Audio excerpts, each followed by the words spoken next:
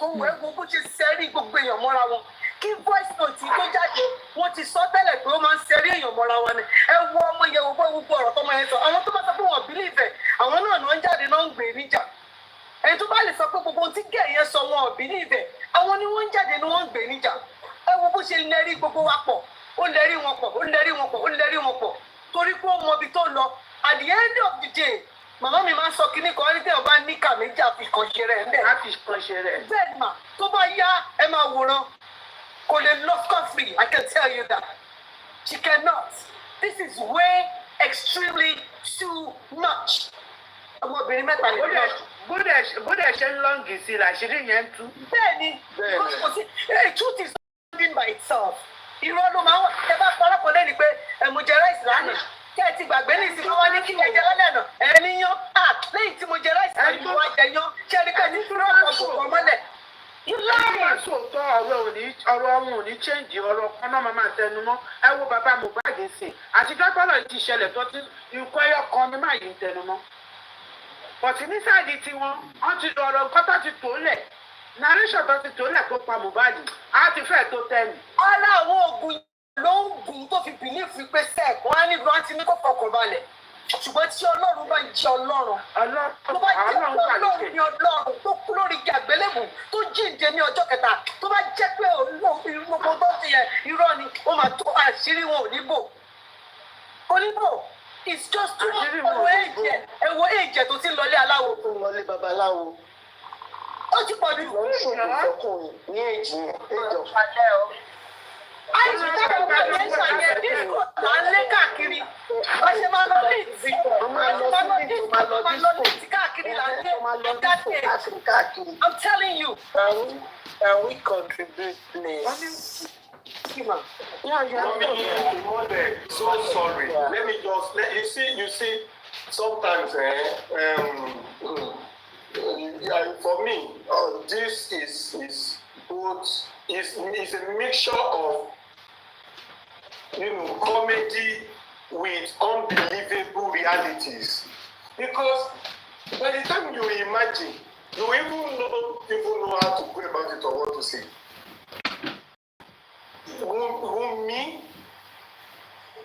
Me, parents, you have parents. At the age when you were running a you were not even running for your man. Sorry, for your own life. You were not running like what you have to do to be great. You were running like how do you bring the man down? Do you know that it's obvious even the fight between Mohbad and Naramani, it was a setup, and we played by child. Wunmi said this. People on her own page that she has never talked to Naramani before. Naramani. Yes. Naramani dancing, gisting, doing a lot together. And you said you not talk to me. Well, me, I never believed Wunmi right from she never know Naramani. You never know peace. You won't know peace. Naramani. Wunmi knows Naramani very well.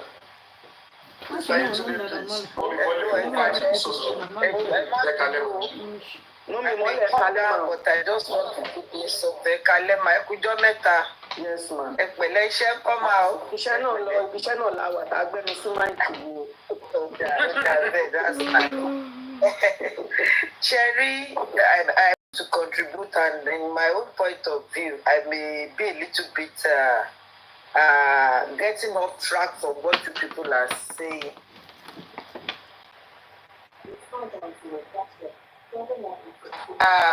The problem that happened, we can't only blame Wunmi. Wunmi might be at fault, but the first thing I saw was that Mohbad had a bad parenting system.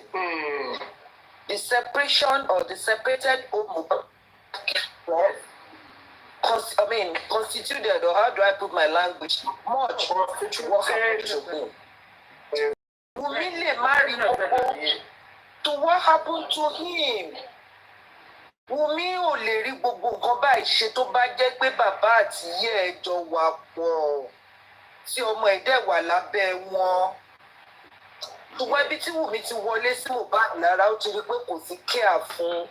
kò sí ìyá bàbá ẹ̀dẹ̀ ni ìwọ̀nba ló lè ṣe ibẹ̀ yẹn ni Wùmí ti wọlé sí Mohbad lára if not tó bá yẹ pé ìyá Mohbad jẹ́ ìyá rere ni tí wọ́n ti sọ fún yín pé ọmọ yìí ọmọ ológo ni kò sí nǹkan tó yẹ kó fi àwọn ọmọ yẹn lẹ̀ fún bàbá yẹn kò sírú nǹkan tí bàbá yẹn fẹ́ ṣe kò yẹ kó fi àwọn ọmọ yẹn sílẹ̀ tí ìyá àti bàbá Mohbad kò ní gbogbo eré tí Wùmí sáyè kò ní lè ṣe láéláé because these two parents will be able to face the children they will be able to train them they will not allow anything the way Wunmi has done but Wunmi see through this thing pé ilé ò ní ìyá yìí gan alátẹnujẹ ni bàbá gan dẹ̀ nìyí bàbá tó yẹ gbogbo yóò ti ṣe carpentry lọ ọmọ náà dẹ̀ nígbà tí ò ti sí ìyá ìwọ̀nba ló lè lẹ́kọ̀ọ́ mọ́ ó náà ló náà fi ń káàkiri náà fi rán èwò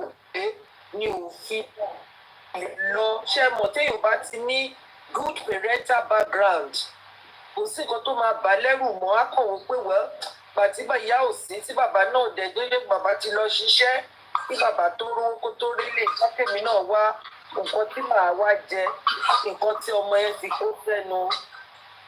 Super mom, can you please mute now? I'm so sorry. No problem.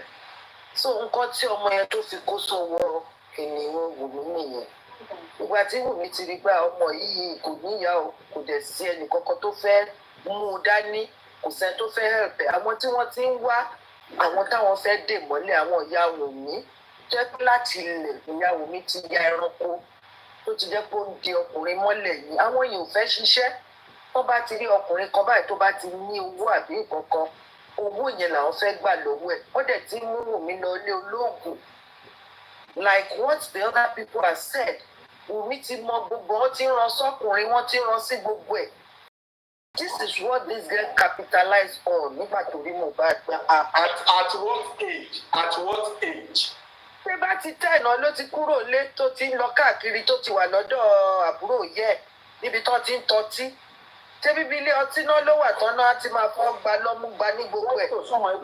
ó lọ kọ́ ṣàwámà ní Venus Hotel ibẹ̀ yẹn from that place me has started life at the age of 10 so you can imagine somebody who has been on the street at the age of 10 and when you look at 10-year-old lady ẹ bá yọ ọmọ ọdún mẹ́wàá ní ìsìn ẹ ti rí i pé ọmọ ọdún mẹ́wàá ti gún ó ti ṣe gbogbo ẹ̀ láyé lélẹ́ yẹn. So what do you expect? Mọ́mí wọ́n sọ pé at what age? Mọ́mí mọ́lẹ̀ 24 yẹn kọ́ ti pọ̀ jù. Mọ́mí mọ́lẹ̀ ẹ má bí mo fẹ́ bọ́ stress lórí point ẹ sọ pé láyé ìsìn tẹ̀ ní àwọn ọdún mẹ́wàá tí ń ní wọ́n ti gún yàn wọ́n ti ń ṣe nǹkan oṣù. Yes. Ọmọ ọdún mẹ́wàá ti ń ṣe nǹkan oṣù. Kí ni wọ́n 24? Ro ọdún mẹ́wàá ro 14 years mọ́dún mẹ́wàá.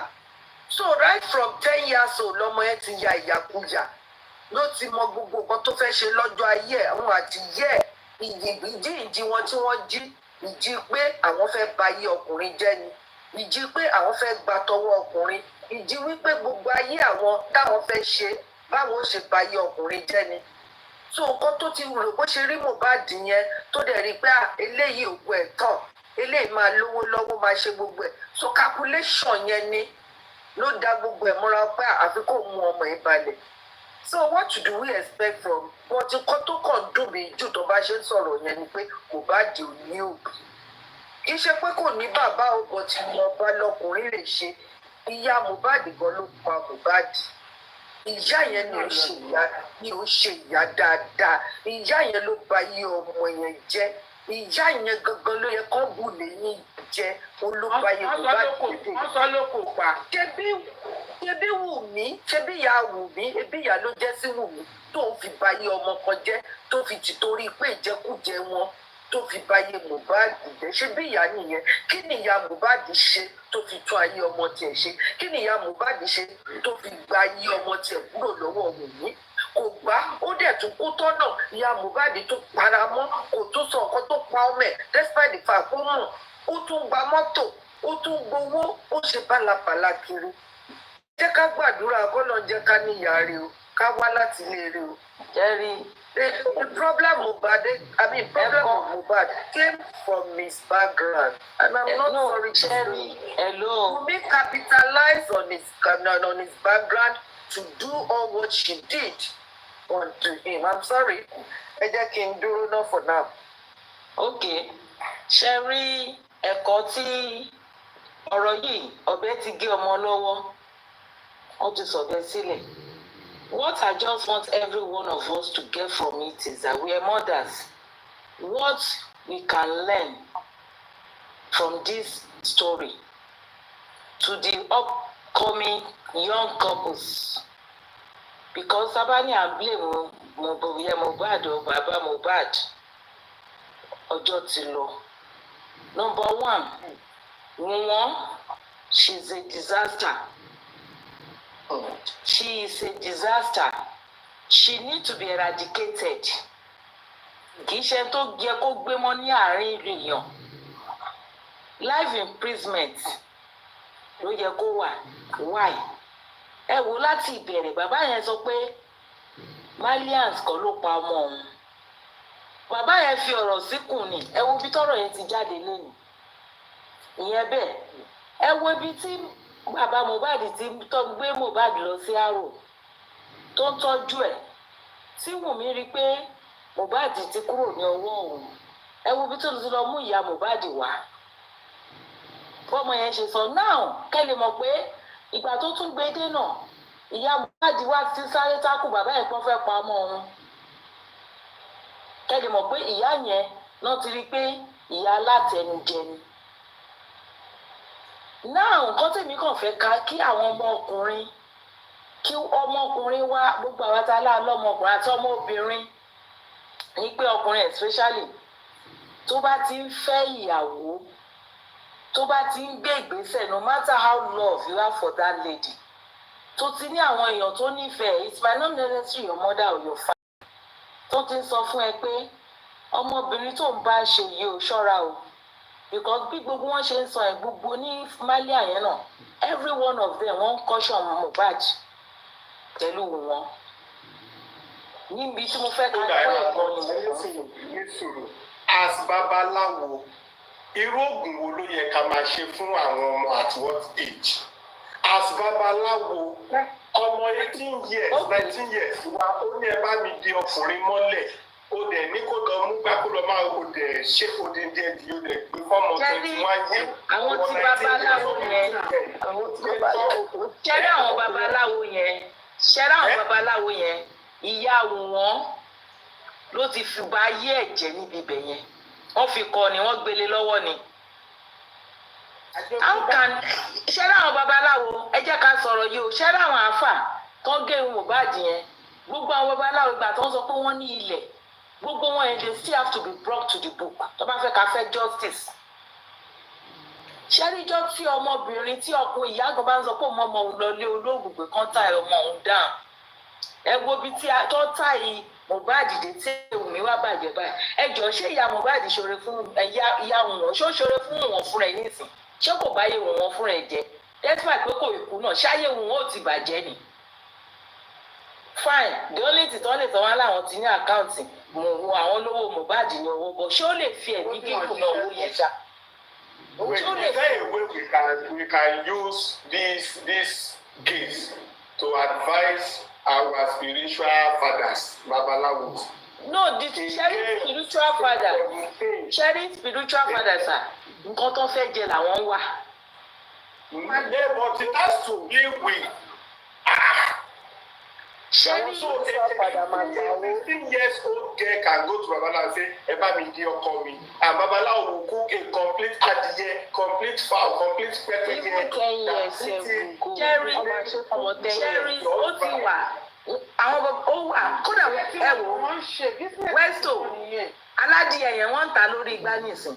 Ẹ jẹ́ sọ fún yín káyà máa ta yẹn wọ́n ń ta ìyá mi ra fọ́mọ ẹ̀. Àwọn olùṣèpẹtẹ nìyí ó ń fún àwọn ọmọọṣẹ́ ìyàwó nǹkan tó fi ń jẹ́ mú ìmọ̀dà ní ẹjẹ́ ìsòtọ́ fún yín ṣẹpẹtẹ́rì ó dìdí ń ṣe fún wọn ni tó bá ti di pọ́n ráwọn wọ́n ti rí olówó àwọn ìyá yẹn wọ́n máa ń ṣe fọ́mọọṣẹ́ wọn nǹkan tó fi ń jẹ́ queen mother nìyẹn mélòó ló máa á ti ṣe fún ọmọ tiẹ̀ gan. àǹtí ṣèbí ẹni tí Wùnmí tó gbalé fún Wùnmí ọ̀rẹ́ Mohbad mo ti gbàgbé orúkọ ẹ̀ ṣèbọ́ sọ pé gẹ́gẹ́ ìyàwó yẹn wọ́n ní iṣẹ́ káyọ̀ máa táré pé nǹkan tó ń ṣe tó ń tà tó ń bá wọn ló ń ṣe. tó tán bẹ́ẹ̀là àwọn ọmọ tí ìyá bọ̀ tó ń gbé fún ilé ayé fáwọn bàbá aláyé tó máa ń fún ní ilé ayé nípa àwọn bàbá aláyé náà tó ń ṣe fún ní. àwọn náà sọ ìyàwó di ara wọn dá o.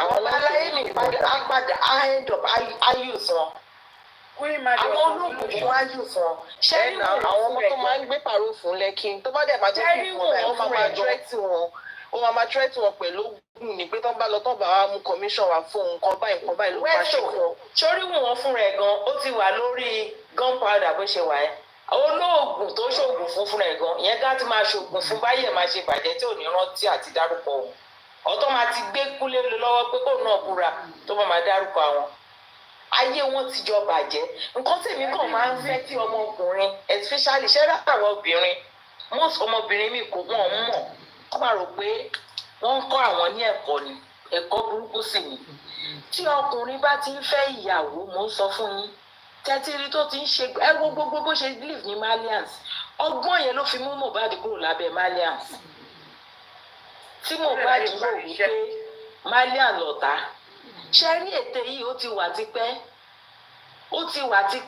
ó dẹ̀ láwọn èèyàn tó fún Wùnmí ní street yẹn ọgbọ́n orí ẹ̀ ò gbé gbogbo game tó ṣe ọgbọ́n orí ẹ̀ ò gbé o ọgbọ́n orí ẹ̀ ò gbé ṣùgbọ́n wọ́n ti wá wọ́n ti fà á sódò báyìí ó wá kù sí lọ́wọ́ ó ti wà lágbede méjì odò báyìí àti ìwẹ̀ ó dọ̀wọ́ ẹ̀ àti máwẹ̀ ó dọ̀wọ́ ẹ̀ bó ṣe wà yẹn ayé ẹ̀ ti bàjẹ́ ẹ wá mọ nǹkan tó mú tó fi wá pa Mohbad màá sọ sítórì yẹn fún yín bó ṣe ní oyún yẹn kò mọ ẹni tó fún un lóyún ọ for the fact pé ó lóyún tí wàá rí pé òun ò fẹ́ lù sí Mohbad ibi tó ti bẹ̀rẹ̀ ogun burúkú yẹn ni ó tún wá lóyún tán ó tún wá lẹ́lòmíì gba oyún lọ́wọ́ pa Mohbad bá ti fóun kọrin kúkú mọ Mohbad rí ẹ gbogbo orin tí Mohbad ti fi kọ ti pẹ́ tó ní Maria be like Marita I go turn myself to Joseph àjọmọ gbogbo yẹn lọmọ yẹn ti kọrin yẹn ó ní you no fit lie ṣá you no fit check am ṣá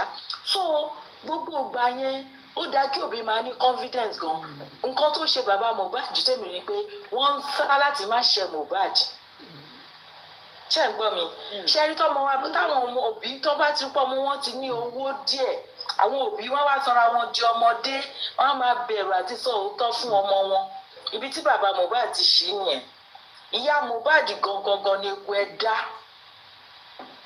òun ló pa ọmọ yẹn because ọmọ yẹn kú dìsín ò sọ story ò sọ pé èèyàn kan ò ní dà ẹ́ tí gbogbo àwa tá a mọ nǹkan kan gbogbo nǹkan tá a gbọ́ yìí tí ó dẹ̀ mọ̀ pé ọmọ yìí ló wà pẹ̀lú ọmọ yẹn tí wọ́n tún sọ pé ò ní dá ọ̀nà owó ló ṣe nífin dá ṣé kò ronú oṣù mẹ́sàn-án tó fi gbé oyún Mohbad ni kẹ́ mọ̀ pé ìyá yẹn gan fúnra ẹ̀ gan ẹ̀wọ̀n ló máa kú sí ṣé rí gbogbo nǹkan tèmi kàn rí tọ́rọ̀ ìfi ń ṣẹlẹ̀ ni pé ìjọba tí ò dá sí lẹ́tí ló fi jẹ́ kí everybody want justice it takes courage to say yes when everybody are saying no ṣé ráwa tá à ń sọ pé yes ṣe courage ni for those ladies that are coming out courage ni ẹ wo bó ṣe lọ ń tú gbẹ̀yìn náà tó ń ya fọ́tò tí Wùnmí ń gbáwájú tó ń gbẹ̀yìn at what age ẹ wo ọ̀gá ìṣẹ̀pẹ̀tẹ́rì géèmù yẹn náà ni ó kàn yẹ pé ojú ò tí ì là láyé ìṣẹ̀pẹ̀tẹ́rì ṣẹpẹtẹrì ni mastermind gbogbo nǹkan tó ṣẹlẹ̀ yìí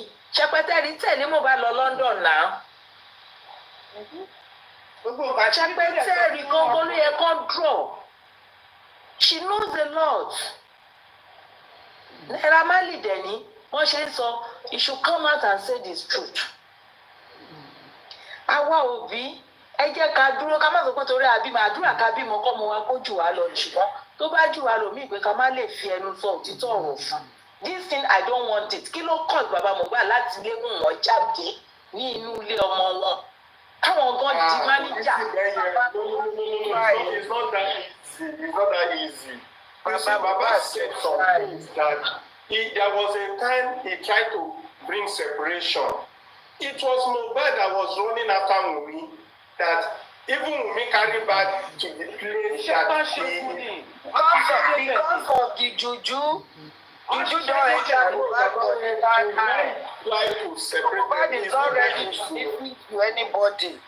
And besides, bàbá wo ṣiṣẹ́ yẹn, ìyá ló lè ṣe nǹkan bẹ́ẹ̀ yẹn, ìyá ló lè ṣe nǹkan ní ọmọ yẹn kúrò bẹ̀. Ṣẹ́rí ìyá yẹn, ṣẹ́rí ìyá Mohbad. Just one at a time, please. Please, ẹ jọ̀ọ́. Ṣẹ́rí ìyá Mohbad ó gbàbọ̀dè. Ìyá Mohbad máa ṣèkà o. Ó gbélé ó ṣèkà o. Wọ́n ní kó mú nǹkan wá kan ṣáájú fún ọmọ ẹ̀. Ó refuse.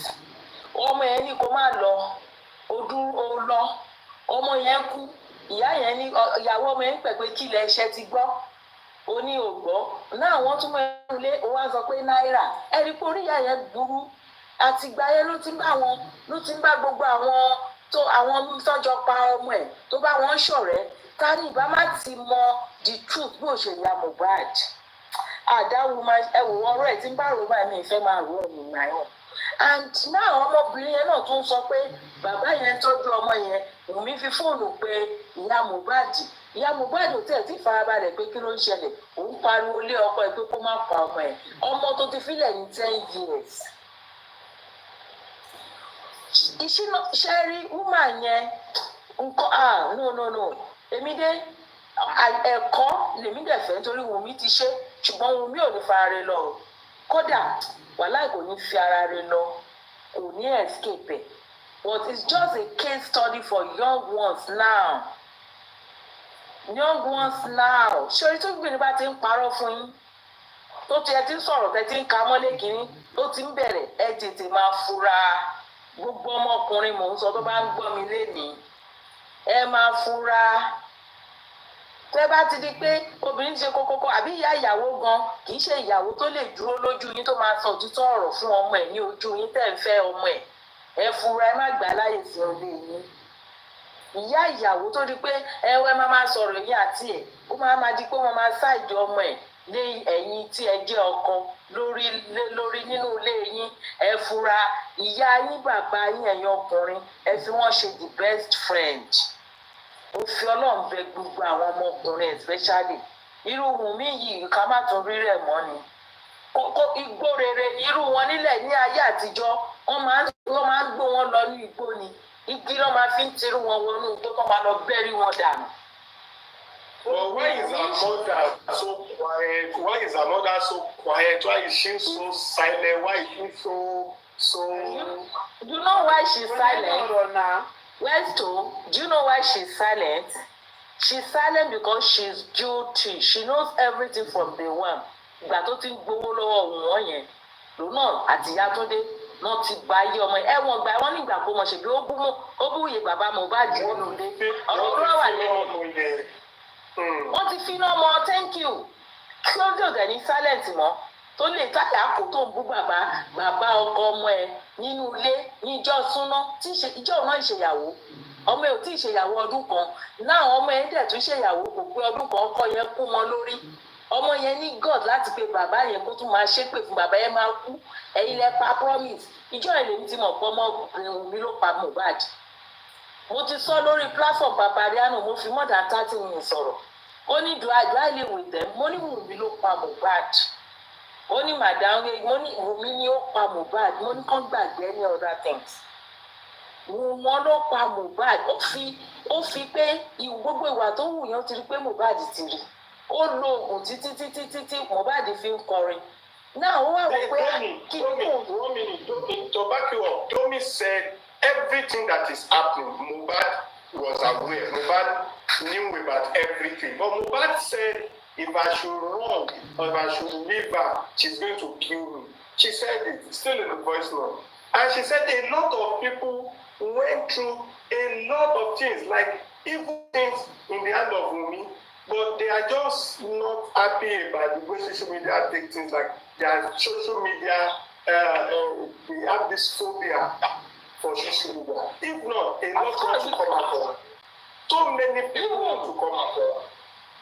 And even Anna was making an attempt to help Mohbad. It was this same Wunmi that broke it, according to Domi. It's not Weston that is talking before you go to say Weston to Parov. I'm just quoting someone now. And the person was saying it with confidence. And the person was also mentioning phone number, calling people's name. Even those who were against Mumi initially, that now became Mumi's friends all of a sudden.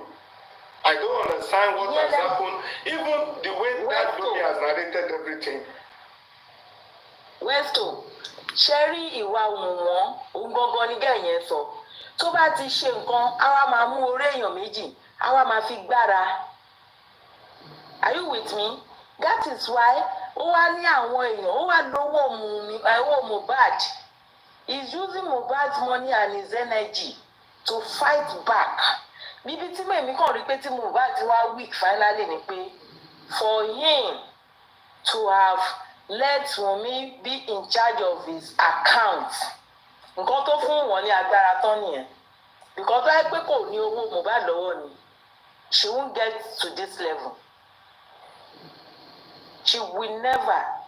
Owó tó rí yẹn ni because iṣẹ́ wo ló ṣe rí láyé ẹ̀. So excuse me, tó yẹ pé kò rí owó ni á ti rẹ̀. That is it. Ìyá yẹn ló jẹ́ kó gùn yẹn wọ̀ tó ẹ̀wọ̀ mà tó gùn yẹn tó ṣe tí Wùnmí ṣe òògùn yẹn mà tó wá jẹ́ ọlọ́mọ ẹ̀kọ́ jẹ́ mi tó wá jẹ́ pé èmi ìyá Mohbad ni ìgbẹ́là fẹ́wé Wùnmí wò ni bí mo ṣe bá yí ọ̀rẹ́ mi mọ́ náà máa ti fi iṣẹ́ pamọ́ sí lára.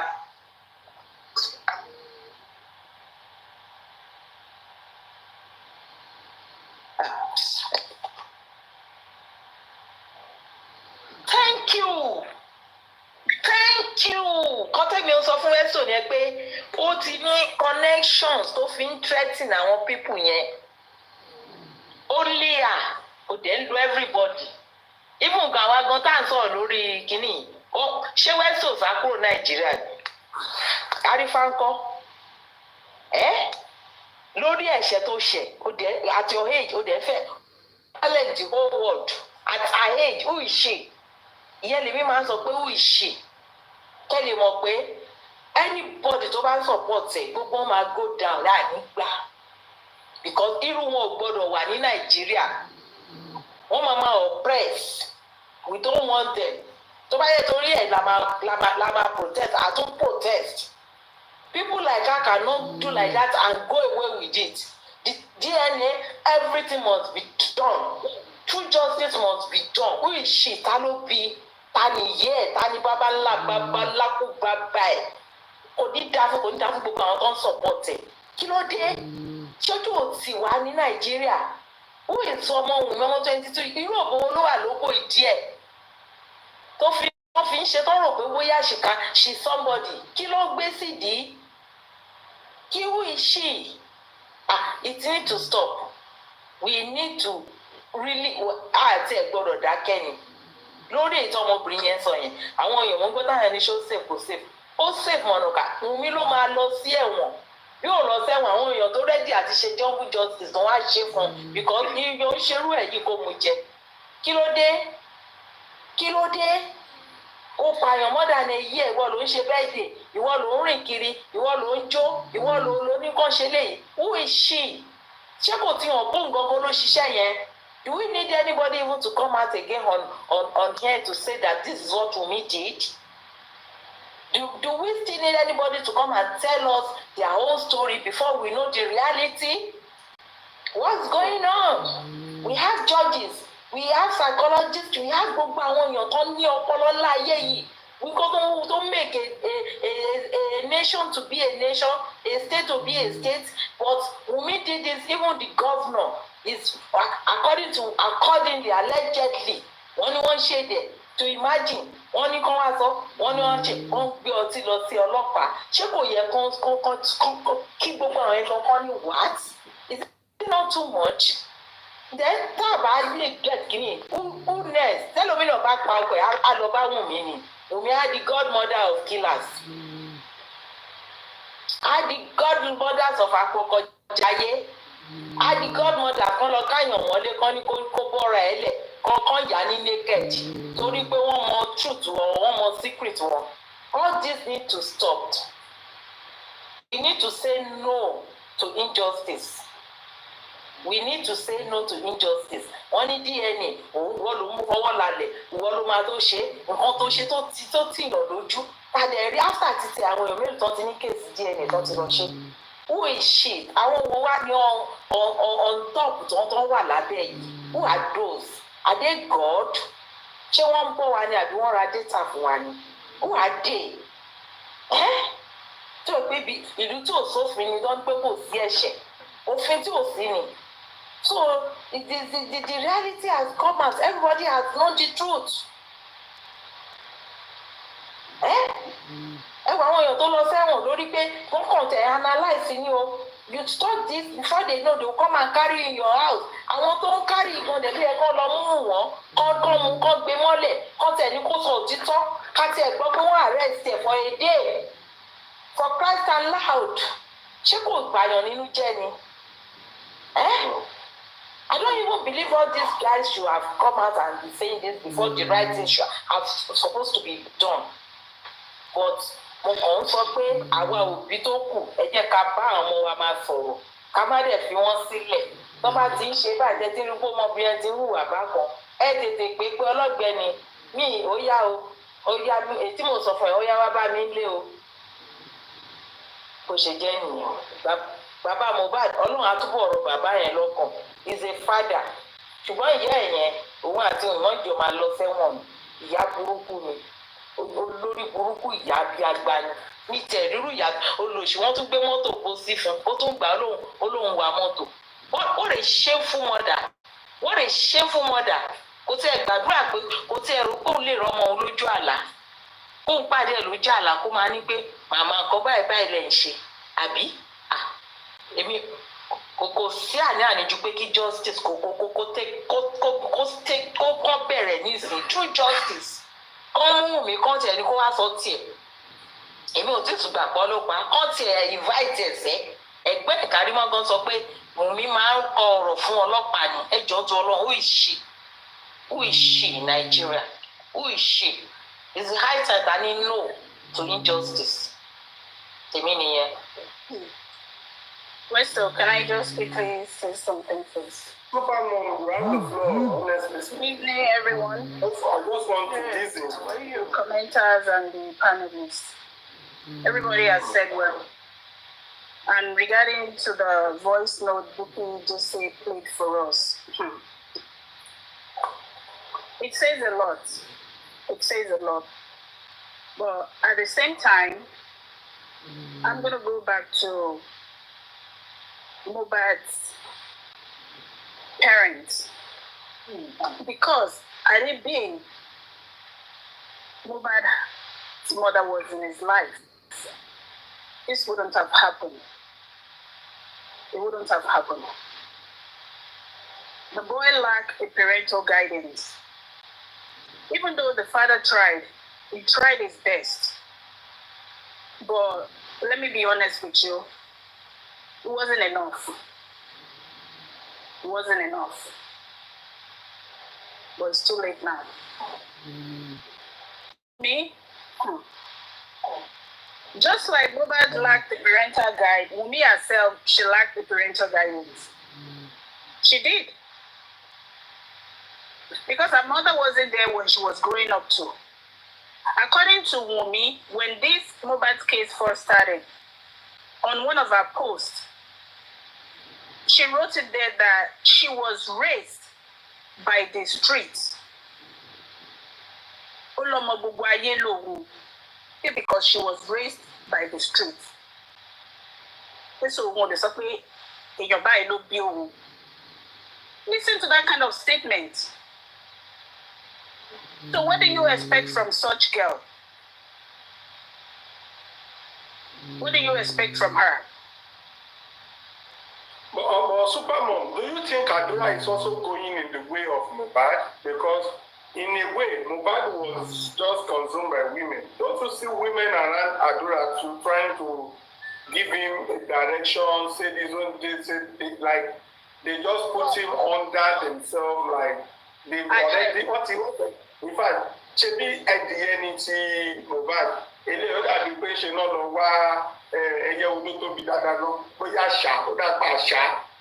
But Iya Mohbad is the one controlling Adura. Iya Mohbad it's only Iya Mohbad that is controlling Adura. I don't see other. No, she's the one in charge of Adura. She's the one in charge of Adura simply because of everything that belongs to Mohbad. That is what she's using to tie the boy down. You think Adura doesn't want to talk? Boy wants to talk. But Iya Mohbad had promised him a lot of things that, oh, Wunmi said this, Wunmi said that, Wunmi, you know? She's the one controlling that boy. She is the one. So now let me go back to Mohbad's case again. Wunmi was the reason why Mohbad left the Malians' house. Mohbad didn't have the intention of leaving Malians. Just like Baba said, that Naira Marley kọ́ ló pa ọmọ mi, ó kàn fi àjùlọ wọn ni. Naira loves the boy, and with all the videos we've been seeing since Mohbad died, when the time Mohbad was still with the Malians, it's like they're always happy together. But according to what I heard, and this is from a reliable source, Wunmi created a problem in that house so that Mohbad would leave. Because when Mohbad was with Naira Marley was actually protecting Mohbad. Had it been the boy was still there, Mohbad won't die. Believe me, Westo, he won't die. This is from a reliable source. But Wunmi found a way to push the boy out of the Malian's house simply because she wants to take total control of his life. Naira Marley saw everything. He knows what was coming. And he would not guide the boy. Let me ask you a question. Do you believe Naira Marley, when he made a video to say that Mohbad was allowed to go and take care of himself because he was losing memory, I told him to go and settle with his wife. He's always having issue with his wife. And I know he's coming back to beg me as usual because when he realizes himself, he's going to come back as usual. That's how he normally do. They will fight, Mohbad will come back to bed. Do you believe that part? Could that be true? Well, I'm not going to when say... When Naira Marley was saying that, or he was just saying... I'm not going to say I believe, and I won't say I don't believe. Because if you listen to what Baba Mohbad too have said this several times, that anytime Mohbad is with him, what I pay if you guys remember that very well, the man said it. So maybe that's the same thing that is happening between him and Naira Marley too. That was the reason why Naira Marley probably made that statement that he will still come back to him and beg him. You understand what I'm saying? Is there a way for me to just answer some questions? Because the Kokodudu that Wunmi took to Malian house, what could have been the reason for it? Like, what could that Koko have, what was it meant for? Baba said it also, apart from Domi saying it now. Baba said it, that even I've had this from Crime Boy. I remember Fredin also saying that Nile Mali àwọn Malians house wọ́n ká ìkòkò mọ́ òní lọ́wọ́ ìkòkò tó bá dẹ̀ bẹ́ẹ̀dì. Not even only that. Could you believe when they were at the Malian's house? Now this is from a reliable source, from somebody that was very close to someone that knows the Malians. That when they were in the Malian's house, there was a gay. They caught Wunmi in the kitchen, and people were having turns with her. Imagine that. Imagine that Mohbad was not supposed to end up with the girl. That what of she funny, but I won't. Yeah, that was what the person said. Imagine that. And also, this person also said, I said it on Olori's platform, that they need to ask Wunmi that 2 days before Mohbad died, what happened? That they had a big fight that everybody knows, even the Malians know. This was everybody was aware of it. That it has to do with the paternity of the boy. Now look at it. This is 2 days before Mohbad's demise. 2 days after the boy is gone. And Wunmi made a statement. She said, "Ikú tó yẹ kí Mohbad kú, àmì tó yẹ kí Liam kú, òní Mohbad kú. Ẹ jọ̀ọ́, ikú wo ló fẹ́ pa Liam?" At that time, Liam was only maybe 4 or 5 months. Do you know that I had a story that I'm still trying to get more information? Let me hint the story. That, you know this lady that used to call herself President Awolusho, Madikis. Yeah.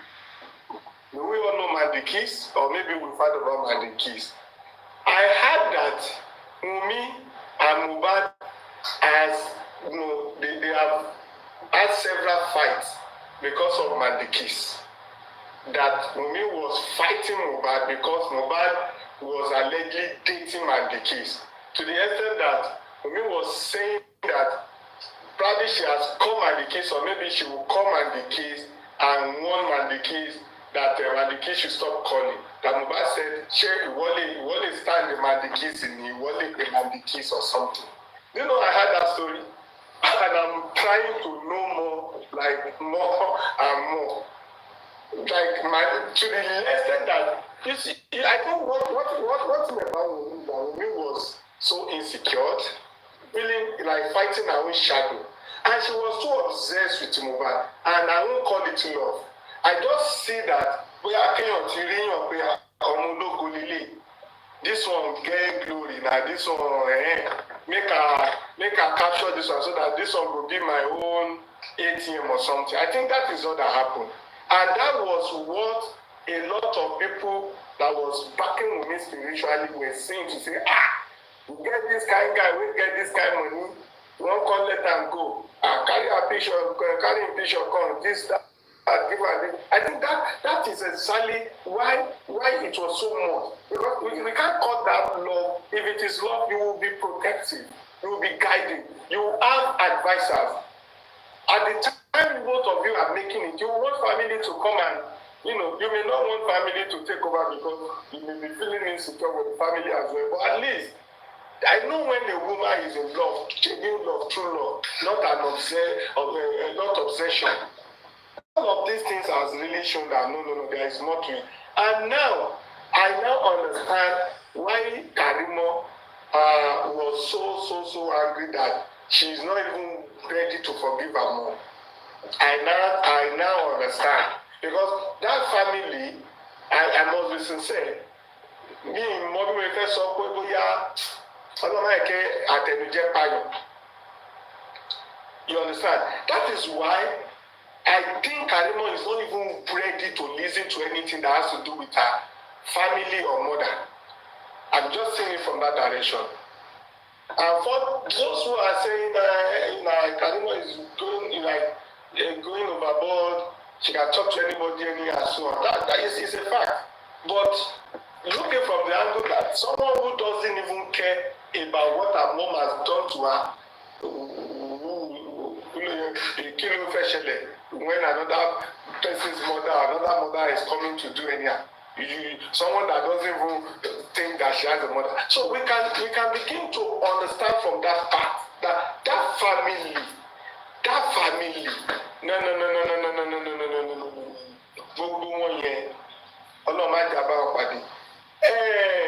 I will say this, and I'm not saying it because I want people to lie.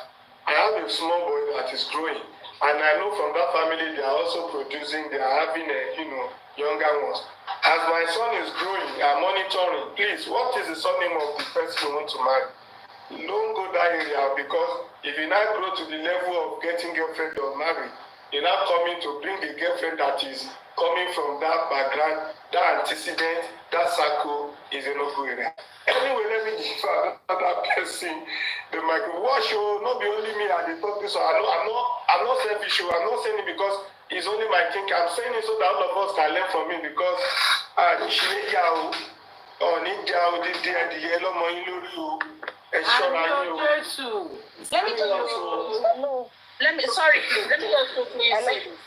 Let me just quickly say this.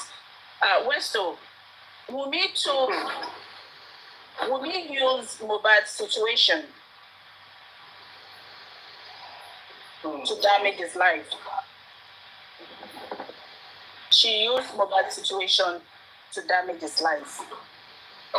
And ó dẹ̀ ti rí àwọn family yẹn, ó ti gbé wọn yẹ̀wò, ó ti rí pé wọ́n fún yẹ. We can't do nothing.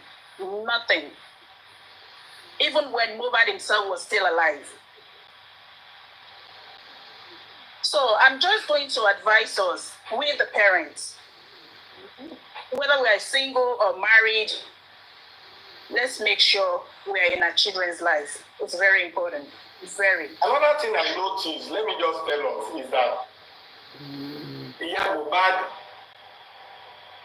was adopting, let me say, she adopted, is it adoption? Let me not call it adoption. She was using Adura as a competing tool, a competition tool against Mohbad. It's like Baba Mohbad was all over Mohbad. So Mohbad decided to take over Adura, bring about competition to say, Shebi Mohbad, see Baba and Ki Adura no could get to. Because there was a time that she said, what if I jẹ́ fún mi kó tó di pé mi àti Wunmi close torí wípé bàbá àti màmá Wunmi bàbá àti Wunmi wọ́n jọ wà pẹ̀lú Mohbad. Ìgbà tí àárín wọn wá dàrú tán, look at that statement, wọ́n wá expect pé kémi màmá wọn dájú. I'll come in there. That was what CY told her. Yeah. That was the lie. Thank you, Titus. Thank you for saying that. I was just going to say that how do we know that was even true? He was even happy that CY and Baba are not in good time again. They are not on the same thing. Making her feel that Shebo when me àti Wunmi ò ní close, ìbàdàn ti close. Ó wá fẹ́ kí n máa bẹ báwo ìjà. It's all competition. Well, so remember Wunmi is the manipulator. She's a devil. The sister said it and it came to life. Devil. Definitely, she's smart. And she's àbúrò ìyá Mohbad sọ wípé àǹtí òun ṣé ẹ fẹ́ máa yọ owó lára bàbá Mohbad ni ṣe rántí tàmí àbúrò ìyá Mohbad. Yeah, she said that. Ẹ ṣe jẹ́ kí afẹ́sọ̀rọ̀ tó wà nílẹ̀ kí máa yọ owó lára bàbá Mohbad. Kọ́ máa fi Mohbad bára wọn jà. Yes. Ṣé wá rí ibi tẹ́mi fẹ́ lọ ó yàtọ̀ sí gbogbo ibi tí everybody lọ. Ibi tí mo dẹ̀ fẹ́ lọ yóò máa bí àwọn èèyàn púpọ̀ nínú. But ṣé rí Bíbélì ní pé àìsàn òdodo wọn ní ẹ̀ṣẹ̀ ni. Ṣé rí ẹ yẹ ká sọ òtítọ́ ọ̀rọ̀ ṣó ti yé yín. Ẹ má yẹ ká máa fi sentiment sí nǹkan wípé because I like this one mo fẹ́ sọ bí tó bá yẹ pé part tí mo rí pé ó ní 40 sí ẹ má yẹ ká máa ṣe bẹ́ẹ̀. Ṣé rí ọ̀rọ̀ tí mi fẹ́ sọ máa yàtọ̀ ẹ má bínú gbogbo lé. Ọ̀rọ̀ tí mo fẹ́ sọ lọ sí ọ̀dọ̀ bàbá Mohbad. Tí ẹ bá wọ ọ̀rọ̀ yìí dáadáa gẹ́gẹ́ bí abiyamọ tí a bá fẹ́ parọ́ rárá ẹ jẹ́ káwọn bàbá jẹ̀bi. Náà ọ̀rọ̀ tí mo fi sọ pé bàbá jẹ̀bi ni wípé ṣé rí àwọn ọmọ tá à ń bí nìsín wọn kì í fẹ́ listen sí àwọn òbí tí wọ́n bá ti ní dọ́rọ́ kọ́bọ̀ but no matter what dọ́rọ́ kọ́bọ̀ tó ń kàn ní òbí ṣì ní láti stand on the fact pé sẹ́ èmi ni mo bí ẹ ìfàtọ̀ tó bá lọ́wọ́ ẹ tó bá fẹ́ fún mi yóò mean anything ó jẹ́ jáde ni mò ń mu màá survive but mo láti bẹ́ẹ̀ sọ ti tọrọ. Ṣé rí nígbà tí ọ̀rọ̀ tá a gbọ́ lálẹ́ yìí tí lady yẹn sọ wípé ìgbà tí wọ́n lọ ṣèyàwó àwọn ò tiẹ̀ mú orí íńtánẹ́ẹ̀tì làwọn ti rìn. Ní ìjọ yẹn bàbá Mohbad ó lọ sí pé wọ́n fẹ́ lọ ṣe introduction engagement àbí. Mọ́mí mọ̀ ẹ̀ yes. Introduction bẹ́ẹ̀ ni ṣebí tí the first thing tá a bá kọ́kọ́ ṣe pé ká lọ ṣe introduction kí àwọn family méjì mẹ́ta kí wọ́n kàn múra wọn. After that níjọ́ yẹn náà ìjọ́ tó kọ́kọ́ bọ̀ra yẹn náà máa sọ ọjọ́ tí wọ́n máa jọ decide date tí wọ́n fẹ́ mú láti wá ṣe introduction yẹn. Now àwọn bàbá Mohbad lọ for the first time fún introduction wọn lọ pẹ̀lú àwọn èèyàn kọ̀ lọ fún introduction ni wọ́n wá kéde ẹ sà mà ẹ má jẹ́ kí á tiẹ̀ wò pé aláìkí bàbá Mohbad lórí ọ̀rọ̀ tó wà nílẹ̀ ẹ ká sọ facts bàbá ni olórí ilé wọ́n wá dé ibẹ̀ nísòrò wẹ́sọ̀ jọ jẹ́ kí n wá má jọ now ìyá Mohbad ò náà ṣe lórí ilé bàbá ni aláṣẹ náà wọ́n wá dé ibẹ̀ gẹ́gẹ́ bí ibi tí wọ́n ti wọlé sí bàbá Mohbad lára ni mo fẹ́ sọ yìí sàmà. Nígbà tí wọ́n wá dé ibẹ̀ fún introduction is different from engagement. Introduction come first, after introduction engagement, after engagement either onika or registry. Now maybe Danny or Mara Danny, they have no matter how your name koko only pay a kinle ni amuja e. Bàbá yìí inú ìkòkò dúdú wọn ni ẹ̀kọ́ funfun Mohbad ti jáde wá. Bàbá yìí ló ni Mohbad. Wọ́n wá dé ibi bẹ́ẹ̀. Wọ́n wá gbé wọn bàbá.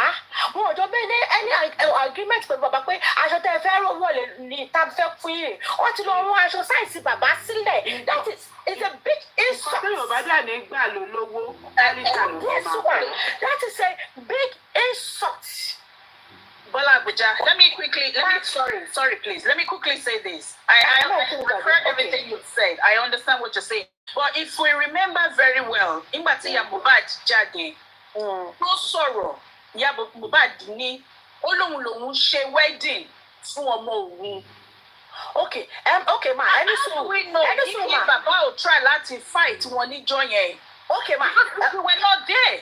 Okay, ma, ẹwà ní sùúrù ma. Mama Mohbad sọ pé òun ṣe ready fún ọmọ òun. But Baba Mohbad wà lóbẹ̀ yẹn náà. Wọ́n jókòó ń bẹ̀ jọ yẹn. Baba Mohbad wà ní agbára lórí Mama Mohbad because Baba Mohbad ni baálé ilé mà. Nígbà tí bàbá dé bẹ̀ jọ yẹn, tí mo fẹ́ gbé yín lọ ibi kan. Wọ́n ní ní ìjọ yẹn àwọn tó wà ń bẹ̀ ni pé Mohbad àwọn kan sọ̀rọ̀ dáni pé ó ń sunkún Baba Mohbad ni ò bá gba ọmọ yẹn láàyè ọjọ́ yẹn mà. Sir, am I going to sentiment? For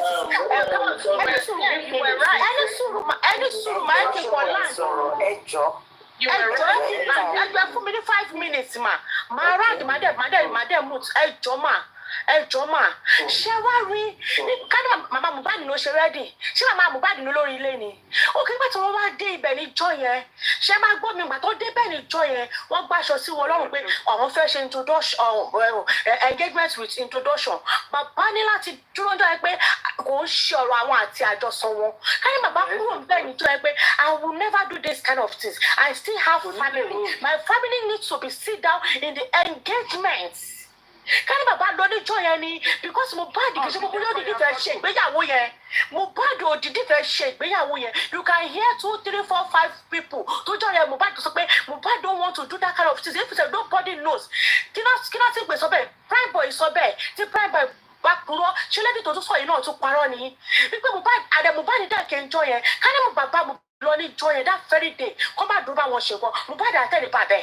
I understand your point. That Baba ìṣẹ̀lẹ̀ bá ṣẹlẹ̀ ní jọ yẹn òun làwọn àwọn sáìdì wọn mi máa fi mọ̀ pé bàbá yìí ò ní ṣe ẹni tó lè ráyè wọlé sí lára bó títún ní pé ìṣẹ̀lẹ̀ yẹn ṣẹlẹ̀ ní bàbá accept òun náà ní ọ̀rọ̀ ìjọ tí ó ṣe kó wọ́n fi ṣe ṣẹlẹ̀ tí wọ́n fi kú bàbá Mohbad because the first one is happened wọ́n jẹ lọ so they have rights for the second one láti sọ pé tí bàbá gba oúnjẹ sí kúlà kọ́ kúrò nínú ilé ọmọ. Mama Mohbad lẹ́nu rẹ̀ sọ pé wọ́n Mama Wunmi bú bàbá Mohbad níjọ́ ìkómọ nínú ilé wọn. Ara wọn ò bá. Wípé ara wọn ò bá. Let me answer this person, ẹ jẹ́ kí n dá ìlú. I just before you add, I just want us to remember that CY was pregnant at this particular time, and Mohbad had been made to believe that it was the father. They will do that. It's very easy to complain about people. I just think we need to understand what's going on. Contribute sorrow I understand what she's trying to say, you know. Can I say something, please? Please, Ejo. Go ahead. Thank you very much. Madam Bola Abuja, ọ̀rọ̀ tẹ́ sọ yẹn, ó rí bẹ́ẹ̀. Ó lè rí bẹ́ẹ̀ in the sense ní pé tí ó bá ní ọwọ́ spiritual nínú. These ladies, Wunmi, ó ti wà full prepared lẹ̀ pẹ̀lú wọn. Kì í ṣe pé ó kàn wá sí family yẹn lásán. It's because of the mission she have. Èèyàn jẹ́ lè gbọ́ tó ẹni tó ń ṣọ́ o, ẹ má gbàgbé yẹn o. Béèyàn bá ń ṣọ́ yín, ẹ lè gbọ́n tó, ẹ̀yin ò ní mọ̀ nípa ó ṣọ́ yín. So gbogbo ọ̀nà tí iye yín máa fi sọjú máa ti kọ́kọ́ rà. Take that one for the first sight náà. Ẹ jẹ́ ká wá rò báyìí. Ní ilẹ̀ Yorùbá tí wọ́n bá fẹ́ lọ fún introduction, àwa lọ́dọ̀ tí a máa ń pè ní ọlọ́kan ilẹ̀kùn kó tó wá kan introduction and engagement. Ṣé mọ̀ nípa àwọn family ìyàwó máa ń yí introduction di engagement mọ́yàn lọ́wọ́? Tó kàn yẹ pé ẹ̀kọ́ tó bá wù ní kẹ́kẹ́ kí lẹ wí? Mo ní téèyàn kọ́ máa débẹ̀ tó máa ní àṣẹ bí àkànná àkànfẹ́ ṣe láàrin ara. Àkànfẹ́ wá pọ̀lẹ̀kùn. Yes, ẹja ṣe àníkà mú papọ̀ ni.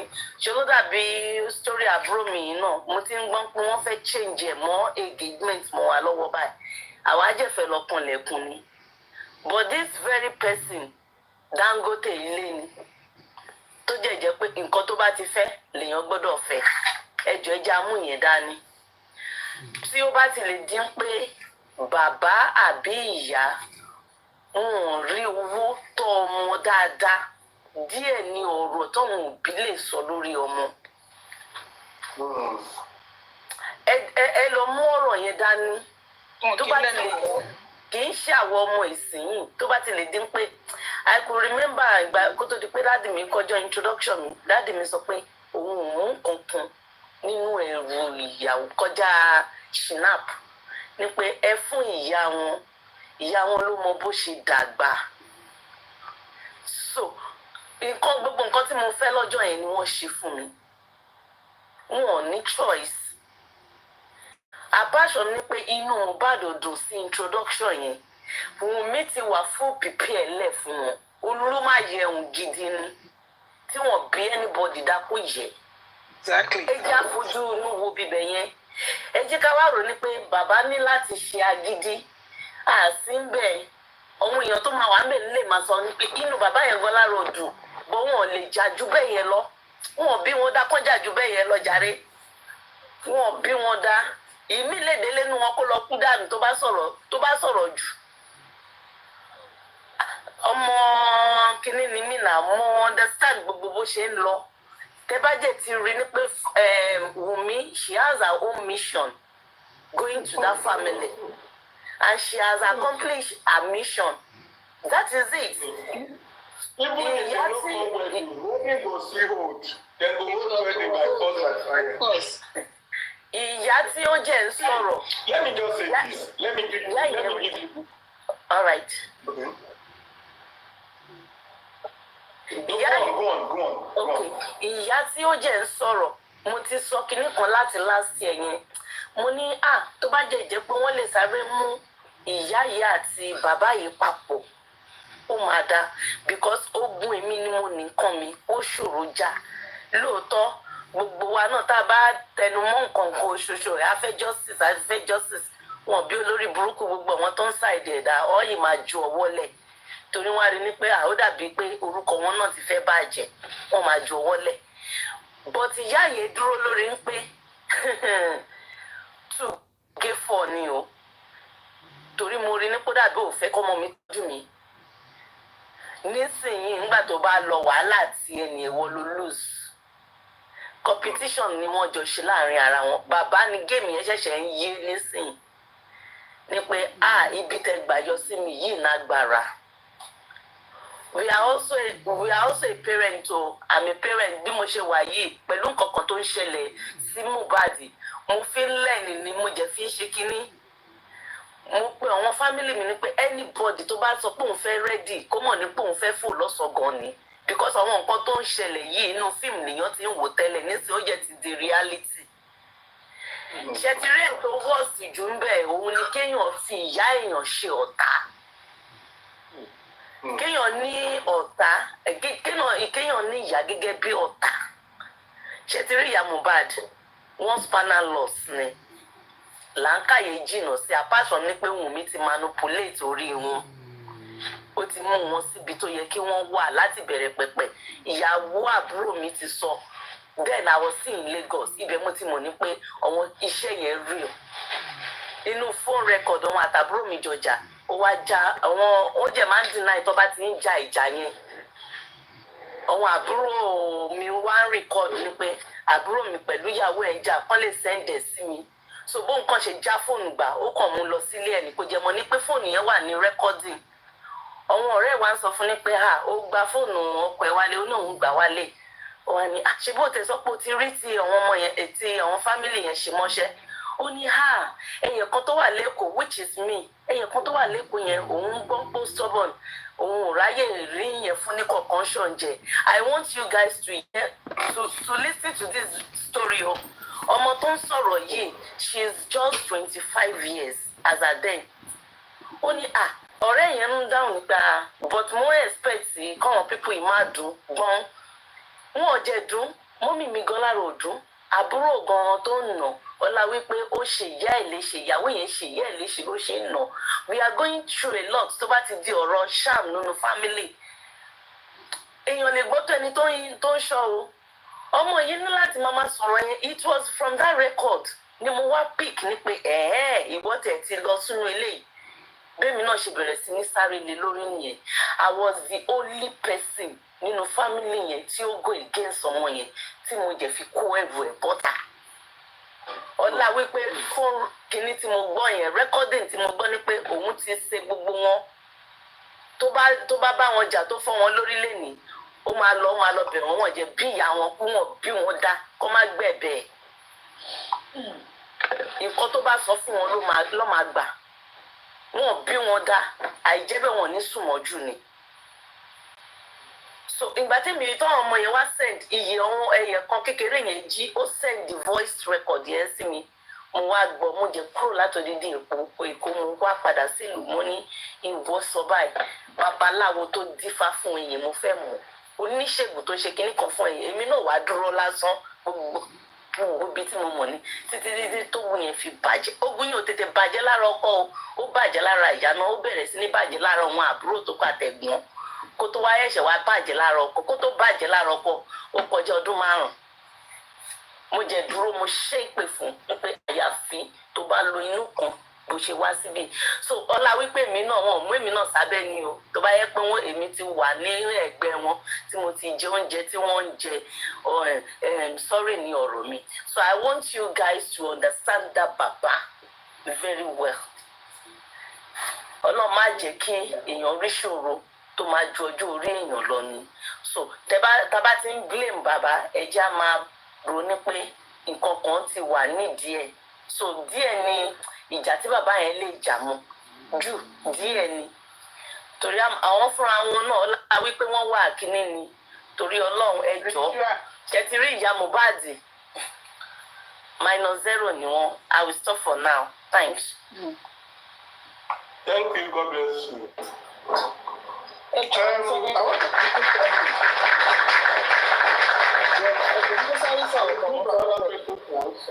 So that my mouth will be free. My mouth is not free now. Someone else to talk, please. Bọ́lá Àbújá, ẹ kálẹ́ everybody. Ẹ jọ̀ọ́ mo fẹ́ sọ nǹkan kan fún yín torí mo ti máa ń rí àwọn ọ̀rọ̀ tí máa ń sọ. Ṣé rí nǹkan tẹ́ sọ òótọ́ lẹ sọ? But mo fẹ́ pè é ṣàkíyèsí kan. Ẹ mọ nǹkan tó ṣe Mohbad. Ìyá àti bàbá. Ẹ máa rí ìyá àti bàbá mi. Wọ́n máa kọra wọn lẹ̀. But wọ́n máa fi ohun kan, wọ́n máa fi tọ́ ọmọ. Nǹkan tó bá ìrìn àjò Mohbad jẹ́ wọn ò fún nǹkan tọ̀.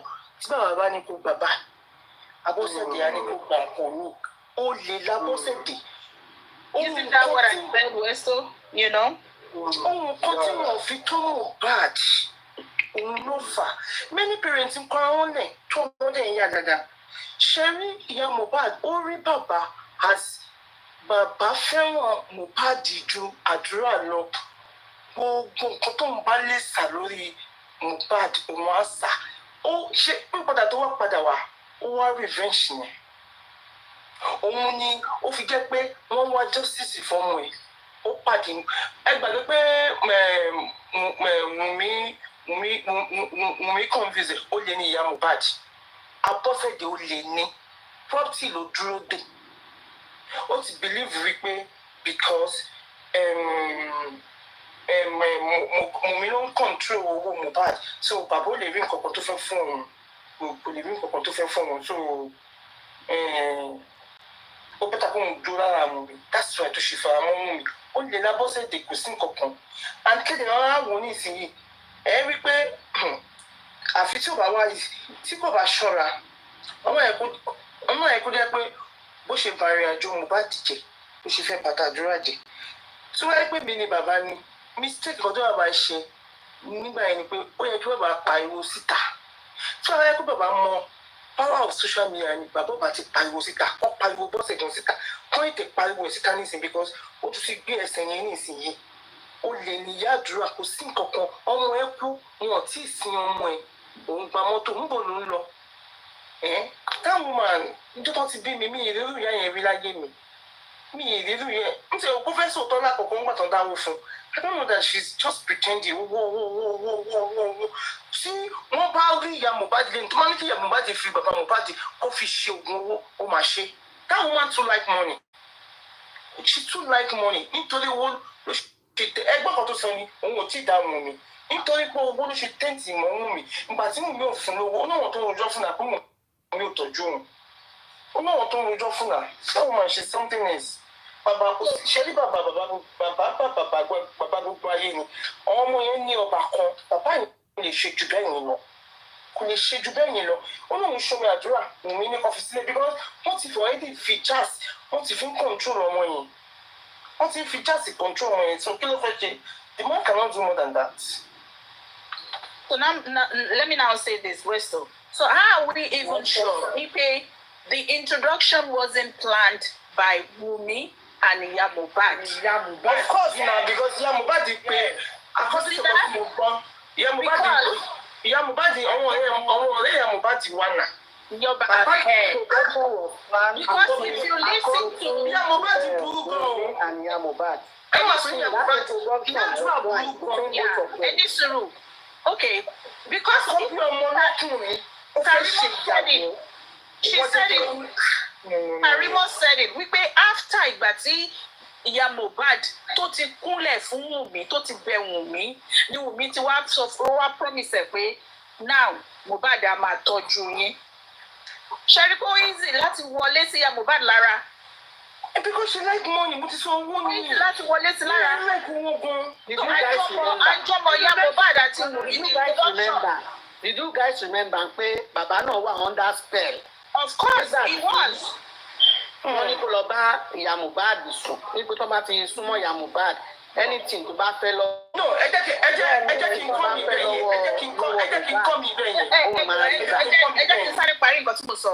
That was the reason why tí Ìyá Mohbad ṣe make statement to make tẹ́ bá rántí dáadáa mo sọ lẹ́ẹ̀kan nínú voice note ẹ̀ nígbà yẹn ó sọ ó lòun ṣègbéyàwó fọ́mọ òun.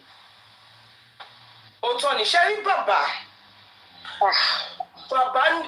ká ọjọ́ ọ̀kan bàbá ò ní ọ̀kánjúwà tí wọ́n kí bàbá ní ọ̀kánjúwà ni aṣọ tí bàbá ní kí àdúrà lọ mú wá bàbá ló máa lọ mú nǹkan ìwà kọ̀ọ̀kan bàbá ti try lórí ọmọ yẹn ó dẹ̀ rí wípé bí wọ́n ṣe ń lọ yẹn ẹ mọ̀ pé tí wọ́n bá ṣe nǹkan fún yàn ogun ìyá ló ṣòro jà jù ogun ìyá ló ṣòro jà torí bẹ́ẹ̀ ni bàbá yẹn ṣe fà sẹ́yìn so bàbá yẹn ti rí wípé yes ìyá ìlú yẹn kó ṣiṣẹ́ mo ti ṣe débi báyìí because òun ni kọ́kọ́ lórí dáàsì tí bàbá mi máa sọ pé òun ni kọ́kọ́ ni mo bí o mo ní ọmọ mi because tí bàbá yẹn bá go forward jù wọ́n lè pa bàbá yẹn wọ́n ti rí pé bàbá yẹn òun nìkan ló wà outspoken òun ló dúró dáadáa òun ló ṣe níjẹkújẹ. You were right, Iyoba.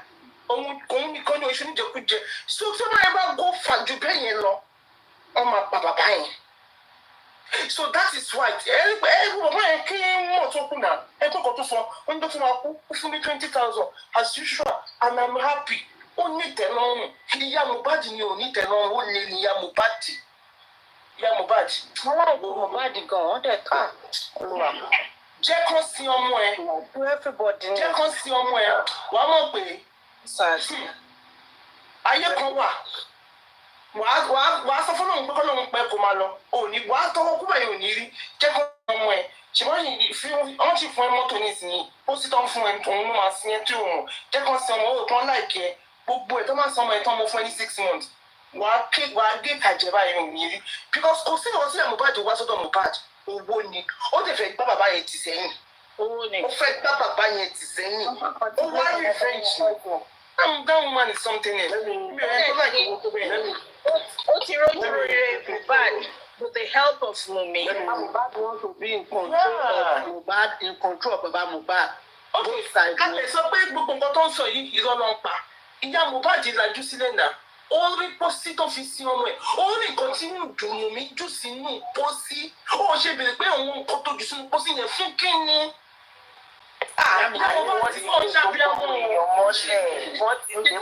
It's just after the money. That's Mohbad is after the money. Ṣé wọ́n lọ sí church? Ẹjọ́ pásọ̀ wo ni pásọ̀ wo ni that she was after. Pásọ̀ wo ni pásọ̀ ìyá Mohbad? Kọ́ba wa kọ́ lọ sí church. Pásítọ̀ gan la píopí rẹ̀. Ẹ mọ̀ bóyá pásítọ̀ náà ó ń ṣe lára ẹ̀. Ẹ mọ̀ bóyá pásítọ̀ I want to say something. Bola Abuja, you see, the fact that you call what happened a mistake from Baba Mohbad, I want to tell you that sometimes when marital manipulation is about to happen, there is always a consent of mama's side, from woman's side. I've been invited by a friend unknowingly. This is a long story, but I will just go through. Let me just say, a friend just called my attention to say, Orem, no verse I don't tell you. I want to do my engagement tomorrow.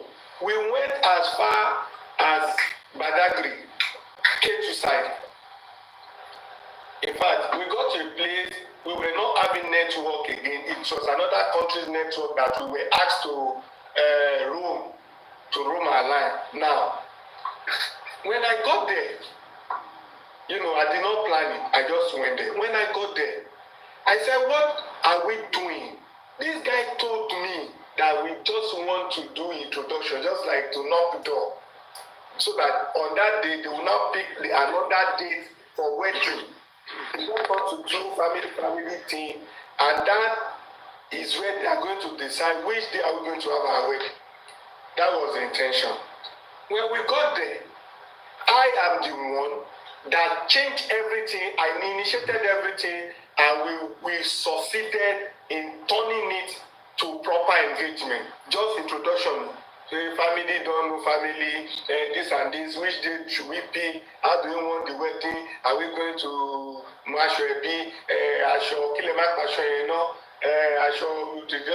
They were just trying to prepare list of what they would need for marriage. I turned into marriage on that day. Only me. And you know how it happened?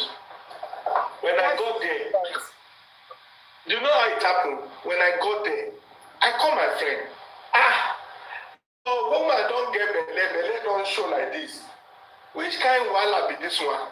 You never know your woman family before you give her belle. All right, no problem. Congratulations, so you don't give her belle. Secondly, we travel all the way from where we were coming from to another country to come and do introduction. Lastly, the environment was full of tents, music, OMOWUMMI, in fact, rugby, carpet for introduction, for family to know family. If we want to do wedding, what we go do? You think say I go follow you come here again, come dey do another wedding? The next thing for you to start thinking is how your woman will deliver, how your wife will give birth, how to take care of the unborn child. Start planning. That money you want to go and use for wedding, you are going to prepare. You put it together, prepare, use it for another good thing. We are doing the wedding today. Say, you don't prepare, I don't prepare. Where is your father-in-law? Where is your mother-in-law? All of these things that is here is what you need to do wedding. Every other thing is just camouflage. The next thing they go to registry and make it official. Today, we are going to use the ring. They said they no prepare for ring. Why for saying that, I won't go, I want the one they order, come. We'll go and order another one later. When you go to court, you will show that one in court. Yeah, now anything we will see, we could use. I run enter market, go buy ring. Now me enter, now booking ring I go buy. All these are booking 1,000 to 2,000 naira. I just say, just the packer. Pick any one you like. This one I just to prepare. We go get your original later. Forget, nobody go know say na fake. I even I go buy shashai paper. Everything. I call MC. MC, if you know Sabi this work, me and Sabi, we go run out together. If it's a team plan, at that place where we dey plan, all the drummer for community, they don't dey bid and say, God bless you, make you go, make you plenty come. Now from there, we dey make arrangement too. Now the father-in-law, the father of the wife, now he call us say, I like you guys, so you are so smart too. In fact, come. The father went to buy local shepeteri, all this gogoro, akokomu gogoro, okoyawo to she gentleman. The gentleman turned to another man instantly. Inspiration also kale, lesekese. Now the baba yawo go dey tell mama yawo say, ma doju ti me no shame me for here. Waiting with the do. Your daughter go soon born. Make them put the two of them together. Make everything settle. Waiting with the fire again. For naming ceremony, it go be another party. Make every DJ don't come. Music don't dey. Wire don't dey. Drummers don't dey. What else? Family don't gather. You say make you come they do meeting, come they write list. Which list? We go do it today. Now that man come say support us, say make you do it. We do it. Till tomorrow, that man they appreciate me say, now another money for spend. If not that, my own younger sister, immediate sister, she's a nurse that followed me. They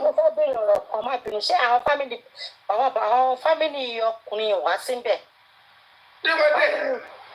Okay. They were giving an introduction. The family, one family. They were there. Family of Now me join them. In that family. You know how Yoruba used to do their thing. Orente, ọkọ tó ti mọ gogoro tí mo ti fún yàrá kò yẹ ló gogoro ju ẹ ti ràn bó ṣe ń wò lélẹ̀. Even gan, the wife was like, is this my husband? Àwọn bá mi rìn ó fẹ́ dọ̀, they no born you papa. Orente, bọ́kọ ṣe dúró rè. If I count 3, you go down. Oh yeah, everybody stand. 1, ọkọ ti dọ̀bálẹ̀. Wọ́n ní àwọn máa gba fine. Mo ní ẹ má bọ̀rọ̀ èmi ní mi ò tí mo yẹ kí n tí mo. Why you not go to the ballet straight? You see, inspirations, that is side one. My own immediate younger sister, ọjọ́ tí wọ́n wá, turn out fẹ́ wá ṣe introduction, make we know the family, make we this. They don't tell them, say, they get one brother, now Oyinbo that one dey speak, him go dey do Oyinbo thing, say, step by step, stage by stage. I tell you, now that day me tell that one, say, you wan marry my sister. You carry everything, come know us. You think so with the collect bribe for here? I bet you get ring. I only know the introduction. Your papa call it day. Your mama call it day. See, my papa, my mama dey here. We go bless you up now. Wedding go up now. Anything you need to do, go to now. I only know you rotate now. You don't think how the thing go work. Tell your family, make everything solve. Immediately, I say, make all work faster. Our family don't go, but they are already planning it. My mama no wan gree. Now my papa say I no wan wahala, make everything solve. At the end of the day, they marry, they put in go. Now after that time, they go registry, go make her official. So some things they happen at times. Just to save time, save money, So when you now blame Baba, it may be my example that led to it. Or don't forget that the wife was so desperate and has planned ahead of them. Exactly. All of these things, you know, how did they come about? They can even took themselves to registry without telling the parents. Yes, how did they come about showing a plot for Baba, you know? How did they come about showing a plot? That thing is suspicious. They saw it, a plot, they already had the plan. Wunmi think ahead of them. Yeah, It was a well-planned thing.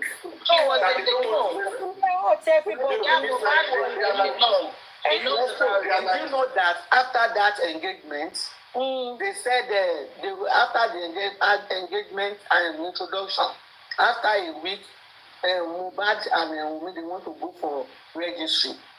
Wunmi said, let's go for registry, and Mohbad said no. Mohbad said no. Imagine, how can you have an introduction? Wunmi was so desperate. Mohbad is in Kenya. Did not even come about and say, please come. Because of what she's planning ahead to do to Mohbad. She wants Mohbad to marry her before she gave birth to that boy. She wants to use him now. She wants Mohbad to marry her before she gave birth to that boy. She knows what she was doing. Wunmi knows what she was doing. Thank God Mohbad did not bring for Wunmi. Thank God she did not bring for Wunmi. You see, another thing there is that, see, let's not even go I want to support it. One day we go bikini. In fact, And also, how can someone like Mohbad wants to do an introduction and none of his friends will be there? Imagine that. A celebrity for that man. Imagine. Let me remind you of something. You forgot this part. Even few friends that were present, remember that they said, Mohbad was saying, Emma, your picture, don't take my picture, don't post me, I'm not married yet. Mohbad was saying that, I'm not married yet, so don't record you, don't post me. It was a well-planned thing. There was supposed to, like Bola Abuja said, there was supposed to be someone that should have read Mohbad's mind to interpret it and kind of save Mohbad from that sudden engagement. At that time, Mohbad was already in control. She was already in control. That was the reason why she was able to. There was supposed to be someone for real that would have read the thoughts of Mohbad, read the mind of Mohbad, to kind of say, let me save you from this emergency engagement, emergency marriage. Because Mohbad was already in control, courtesy of Wunmi. She was already in control because if you remember very well, Baba said that Mohbad goes to Mohbad's house. Sometimes she's there for 10 days. At times she's there for 2 weeks. You know, what is she doing in that house? That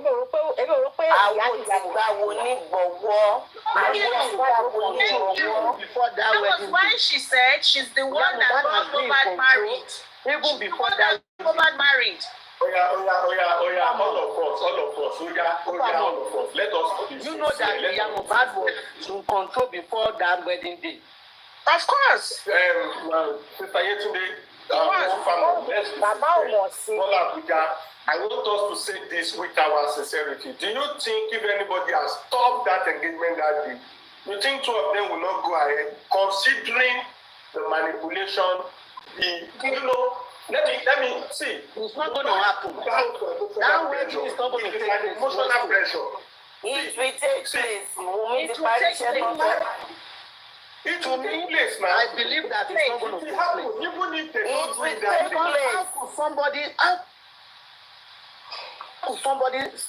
Somebody said, I want to do wedding, and your father and your mother is not going to be there. Do you want to go hire father and mother? It will take place because Wunmi has already manipulated this woman. If Baba said, I am not doing any wedding, and I'm not going to any wedding, they will do it without Mohbad. They will do it. They will do it without him. Believe me, they will. And I've not heard from anybody that said Mohbad was really dying for that girl. Mohbad always had a plan. Mohbad always had a plan. They will do it for that. Mohbad lè escape o. Bóyá tó bá ṣe bóyá ó lè escape. Bóyá Báwo ló ṣe fẹ́ escape? Báwo ló ṣe fẹ́ escape? Àlè wọn tó ẹni tó wá sẹ́ ẹ̀. Ọlọ́run má kọ́ sà wá láyé lọ́wọ́ ni. Ekiti people, we don't do Isn't that. she living in that house? She was living in that house with Mohbad now. It's not She you was that you living be in the house controlling with him. your parents because you want to do wedding. If Baba Mohbad said, I am not coming for that wedding, and that wedding is not going to take place, so it will be. No, Adebi dey told Baba Mohbad that we are going for wedding. It's different case. Wọ́n lọ kọ́lẹ̀kùn ní àkọ́dé ọ̀dọ̀ àná lọ́jọ́ wedding. So ẹ jẹ́ ká understand fact yẹn. Wọ́n fẹ́ lọ kọ́lẹ̀kùn ní. Wọ́n jẹ́ níbẹ̀ wọ́n ní wedding. He's still going to do the wedding. Baba Mohbad will not do it. Baba Mohbad will not accept It's already been planned by Mohbad and Wunmi. It's been planned already. Baba didn't know anything about it. He thought they were just going there just to do an introduction. But Mohbad and Wunmi has already planned everything. Even if we plan everything, as an Ekiti man, Baba Mohbad can stop it. Of course, he can. He can. Yeah. Bow for emotional pressure. Mohbad bow for emotional pressure because it's everywhere that I'm going to marry someone here, I'm going to travel to give someone pregnant here, I have a baby address. It has always been another thing, another mission for Mohbad. Unfortunately, he couldn't escape the pressure.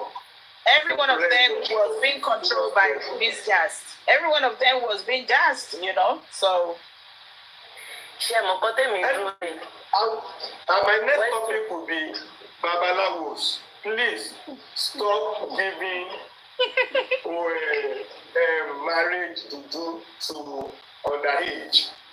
If she's not up to 35, if she's coming to you to say, I have one guy, what is your own conclusion?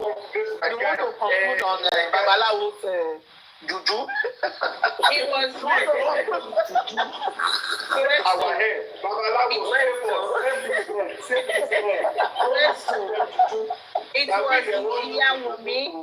it was Wunmi and here today that introduced Wunmi to Babalawo. I'm saying I'm not saying Babalawo should not do their work.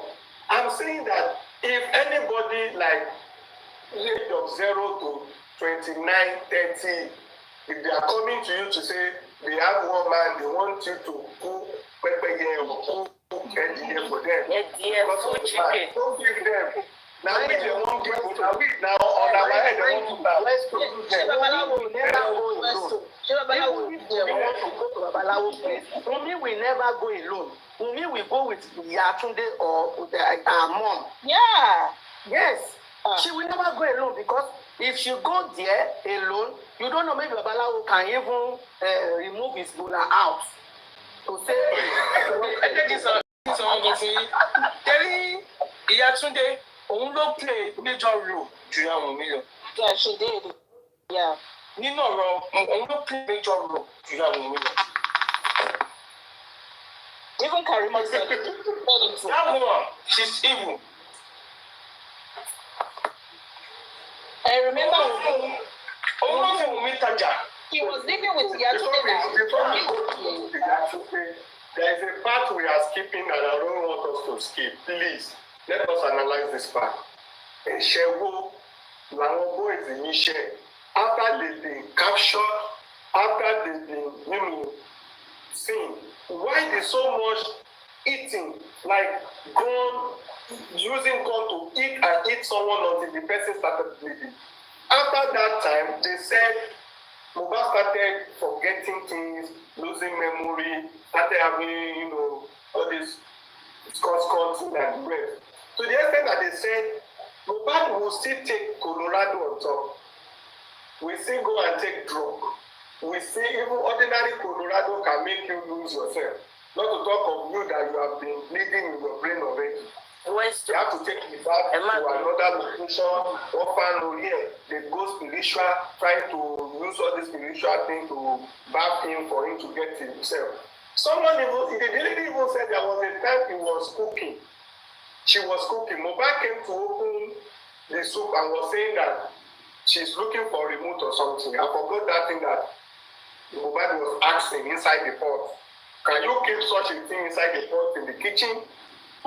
Remember my sister said when they were going to airport, Mohbad was forgetting things that he has to drive, he drove Mohbad back home. So many instances.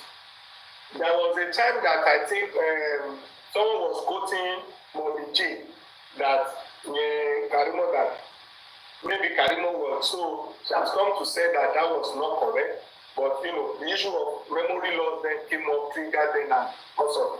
Now, we argue to say that because Mohbad was vibrant, singing fluently, composing, you know, correctly, that someone with Scott cannot be composing that way. But we have come to re-establish again to say that that story was correct. Kimi Mohbad, the EXPOSťýýñD officers and all those people that they have to use gun to hit him and beat him so much to that extent. What happened? What has And then it's officers, why would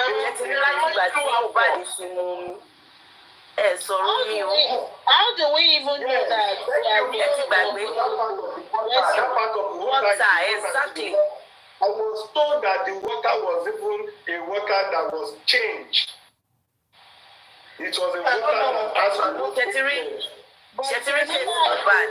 The girl said she drank from the water too. After ìgbà tí wọ́n bá dì pẹ̀lú ẹni tó pa tán, wọ́n máa tún yìí go further. Naira Marley àti Sam Larry, they will also collect their own. Shetiri wọn DNA àbí kí ló ti ń pè wọ́n yẹn, kí lorúkọ wọn náà? ND, they are also going. Because that water given to him. Hold on, my sister. No. The lady said it was a bottled water.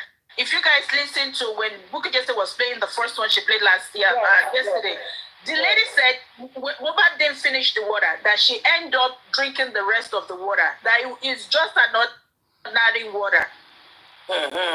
Yes, that nothing was in it. Even Karima had said that before, that it was all lie. That it was Wunmi that told Mohbad to lie. Karima said it on her live. So that girl Wunmi, I don't know. Ẹni bí mo rànràn ní pọ̀n, ó yẹ kó jùmọ̀ tìyẹ́ ń sìn nígbà tó bí ọmọ òṣì. Tí o at her old age tó yẹ kí ọkùnrin kéèyàn máa jẹun ọmọ kọ́kùnrin balẹ̀ báyìí, òun ní ara ò balẹ̀. Ilé ò ṣe lọ ọ̀nà ò ṣe hàn. I'm very sure she will not be sleeping because this is a big slap on mothers. On a mother like her, a big slap. Ọmọ ẹgbẹ́ ẹ síta bọ́ ọmọ ọjọ́ mẹ́jọ. Very shameless family. No, she has a bad record too. I know. But one thing, tèmi dúró dè òun ni ṣe ti rí result DNA wọn ìyẹn lèmi dúró dè. Well, that's what we always gbọ́ Westo. Mo mú point kan dání tí mo ti. Wọ́n ti ní wọ́n ní sọ fún public o. Kọ́ máa sọ fún public. Ramani ti wọ́n máa lọ sọ́dí court. wọ́n máa sọ magistrate George ló kọ́ máa announce ẹ̀. George máa announce ṣáwọ̀ wá ní gbọ́mẹ̀ nígbà tí George bá announce. Èyí tó bá fẹ́ gbé ọmọ ẹ̀ sí bọ́ ṣe Mohbad táyì jí ọmọ ẹ̀ bá fẹ́ rí bí wọ́n ṣe Mohbad kó manipulate result yẹn. Because Wunmi has said it all. She said wọ́n fẹ́ fi DNA quiet mi àbí báwo ni tẹ̀ ṣe sọ̀rọ̀. Ó ní wọ́n fi DNA wọ́n fẹ́ fi shut òun up. So she said it all. Ó ti lo kí ló ti ń pè òwe ń bibẹ̀ yẹn ó ti fi sọ̀rọ̀ ó ti fi kíní sọ̀rọ̀ fún wa. Ọmọ náà pọ́n ní gan-an. Ọkùnrin kọ́kọ́ sọ mí o, afọkọ mi o. A girl at that age, orú èèyàn bẹ́ẹ̀ yẹn tó bá dàgbà sáàárín ìlú tó bá dàgbà sáàárín wa ọlọ́run máa ṣe èèyàn tó máa pa lọ́run yẹn. So I'm waiting for that DNA result kó bọ́ta kí tó mọ orú èpè tí mo máa ṣe fún wọn gọ́ọ̀mẹ̀ntì àbẹ́ anybody tó bá máa manipulate results. I'm waiting. Even our sister said it too, that result better not be different from the one me has already done. Abi, they know. They will. I just can't draw come. So, oru gbogbo àwọn abiyamọ ayé náà, àwa náà ti ready. Àwọn abiyamọ gidi tí on ṣe abiagba. Bó bá ṣe tó bó ṣe yẹ, inú justice for Mohbad yìí àwọn ẹlòmíì máa collect. Ibẹ̀lẹ̀ ẹlòmíì máa ti ṣàgbákò. Ibẹ̀jẹ̀ ẹlòmíì máa ti. Àwọn mi ti ṣe already. Wọ́n ti ṣe. Wàláì wọ́n ti ṣàgbákò ẹ̀. Sir. Answer ìtẹ̀fẹ́ give question sórí question yìí. Tó bá ṣe DNA yẹn tó ń ka results jáde. tó wá sọ pé Mohbad kan ló ní Liam, what's going to happen? Nothing will happen. One go deeper. Tí Ọlọ́run bá wá ṣe wá bẹ̀rẹ̀. Tó bá wá ṣe, tó wá sọ pé Mohbad ló lọ́mọ yẹn, tó dẹ̀ rí confirm tó jẹ́ pé Mohbad ló ní, what will happen? I will even be happy. I will celebrate that boy personally because you know I don't know Mohbad. 101% Mohbad kò lóyún. Let's assume that Mohbad. I'm not there. Don't go there. Don't go there. Ẹ jẹ́ ká wá sọ̀rọ̀ bẹ́ẹ̀. Ẹ jẹ́ ká wá sọ báyìí. Tó bá wá ṣe tó jẹ́ real. Tí bàbá náà jẹ́ lọ ṣe tiẹ̀ tó jẹ́ real. Tí ò ń ṣe pé tí government bá fún wa. I personally will celebrate that boy. Then we'll continue with the criminal case. Kill we? We'll continue with the criminal case of what killed. Ṣùgbọ́n question ẹ̀jẹ̀ dáhùn lóhùn question yìí tó bá wá dín pé kì í ṣe Mohbad, it is now this thing for the government to go deeper tọ́lọ́n bá máa ṣe ajá sí Sam Larry àbí the other ẹni yìí lọ́wọ́ wàláhì táyé wọ́n máa jẹ́. Ẹ mọ̀ kan tó ṣe mí, ẹ mọ̀ kan tí mo wò. Kí result wà lọ gbé wá pé Mohbad ló lọ́mọ? People will be like, olórí burúkú wo ló ṣe test yẹn? Ó tún wá lọ tó ṣe kò ó tún wá lọ ní pé Mohbad ló lọ́mọ. People will be like, àbí sọ́mọ́ra wọn ló dà pé àwọn hospital yìí the same doctor ló change. Ó wá ní ọ̀la ìyẹn at the end of the day. Tí mo máa ń sọ fún ẹ, ọmọ yẹn ó possible kó má mẹ́tò ní ọmọ yẹn. Because obìnrin tó ń ṣe ìranù ni ó possible kó má mẹ́tò ní. No, concern wa ni o.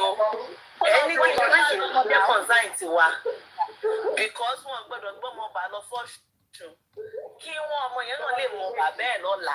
Tó bá rí kó ṣe lọ, àtìmọ́gà tó bá ti gbé dúró lé alọ́ba, ibi tó bá wù kó gbé lọ, wàhálà ní ìjẹ́ interest concern ni kò gbọ́dọ̀ jẹ́ kí ọmọ àlè lọ sí ọ̀dọ̀ ọmọ ọlọ́mọ tí ò bá ṣe family alọ́ba gan lára kéèyàn ọmọ ọkùnrin tó fún tó ní ọmọ yẹn gangan. Tó bá wà lọ jí lára àwọn méjì tí wọ́n ti ń threaten life bọ̀bọ̀ yìí. Government will not go to that route. They won't go to that route. They won't go to that route. They won't go to that route. They come and tell you publicly, no, they won't do that. They won't do that. Whoever tó bá wọ́n dẹ̀ máa ṣe bẹ́ẹ̀ o torí bàbá sọ statement kan tí government bá máa mú ọmọ yẹn dání. Except if we don't want Nigeria to work again. If they should do that test and it's not showing Mohbad as the father, they will investigate who the father is for the interest of that child. Of course, they will. Yes, because Baba said something that I hold. Ọmọ àlè lọ́pàá ọmọ mi. So gbogbo àwọn àlè tí wọ́n bá suspect náà lọ máa wo gbogbo yẹn wọ́n máa test wọ́n tẹ̀ gbọ́dọ̀ test wọn. Wọ́n ní àlè ló kọ́ ọmọ. Nǹkan tí wọ́n bá ṣe tẹ́sì yẹn tí wọ́n bá yẹ kó nǹkan ló ní ọmọ nǹkan tó kàn máa ṣe ni pé òkè kí ló pa Mohbad next thing yẹn but wọ́n fẹ́ wá sọ òkè wọ́n fẹ́ mọ bàbá ọmọ yẹn no they will not give to the public no they won't do that. Àwọn fún public o. This time around it's not Nigeria case again. This time around it's not Nigeria case again. They must because that could be the motive. That could be the motive for Mohbad's demise. The motive yẹn na mama okay. nígbà tó jẹ́ pé bóyá Mohbad kan lọ́mọ ọmọ òkè kí ni motive ọkùnrin ṣe kí wọ́n sọ pé ọkùnrin fẹ́ ṣe DNA pé kọ́ fẹ́ mọ bàbá ọmọ yẹn no they won't do that tó bá tiẹ̀ mọ ọmọ wọn ni wá sọ fún yín. Of course, they will do that because Baba Mo could be the motive to Mohbad's demise. You know, you never know.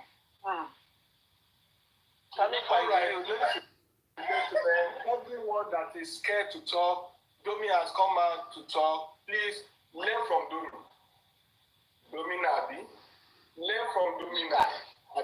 Who is Domi? So that Who is Domi? we Domi that was The girl talking about my experience. Mi wo show yẹn, mi wo láti jẹta, mi wo. I love you. ó sọ̀rọ̀. I love you. Èmi náà mi ti tànà mi ti tè ní o. Mi ti gan. Please. Mi wo. You said a lot. Okay, Dominica. Learn from Dominica. Dominica said that a lot of people that wants to talk, but they are just scared of internet thing, dragging thing and the rest. Yes, it's normal for them to feel that way. Sorry. Yes, I said the same thing. Like couple of days ago. Exactly. I believe it. They know the father of that baby. This was before this girl even. This was before Bukky Jesse played this girl's voice note, because I said it on Olorebi's platform that according to what I heard, there are people that wants to talk. People want to talk, but they're all afraid. People should come and talk. People really want to talk. People should come and talk. What of this one? Let it Look at things they happen for Lekki. Things they happen for Lekki. That's why I cannot leave mainland. But all those children that their papa no build us for Lekki, their mama dey for village, their papa dey for village, they will say they are wasting them in that Lekki. They are wasting them. Things they happen, no. Things they happen for Lekki. Okay. They will come for village. They will not even stay for mainland. They are going to island. Everybody wants to live in Lekki. So, See, there is this story too. It's Lekki story. I think it's kind of related to Mohbad's story too. This lady had a child, but this is how it happened. When this lady gave the neck, when she had the pregnancy, I want you to pay attention. The guy that gave her the leg, she did not like the guy normally, and she did not tell the guy. And he told Link in one papọ̀, that our friend, she said, your brother don't give me belle. I cannot give this belle to your brother. I will abort it because your brother is not serious. Even that sister was like, you better find your way. My brother is a random man. I cannot even advise you to marry my brother because of the way she will treat you. That it is going to treat you. This lady wanted to abort, but Kolori Ofe, medical advisors told her that she won't be able to do that. She went back to that sister to say, what am I going to do? Another crush, another husband now come up. And because she needs to do, again, woman thing, another man slept with her.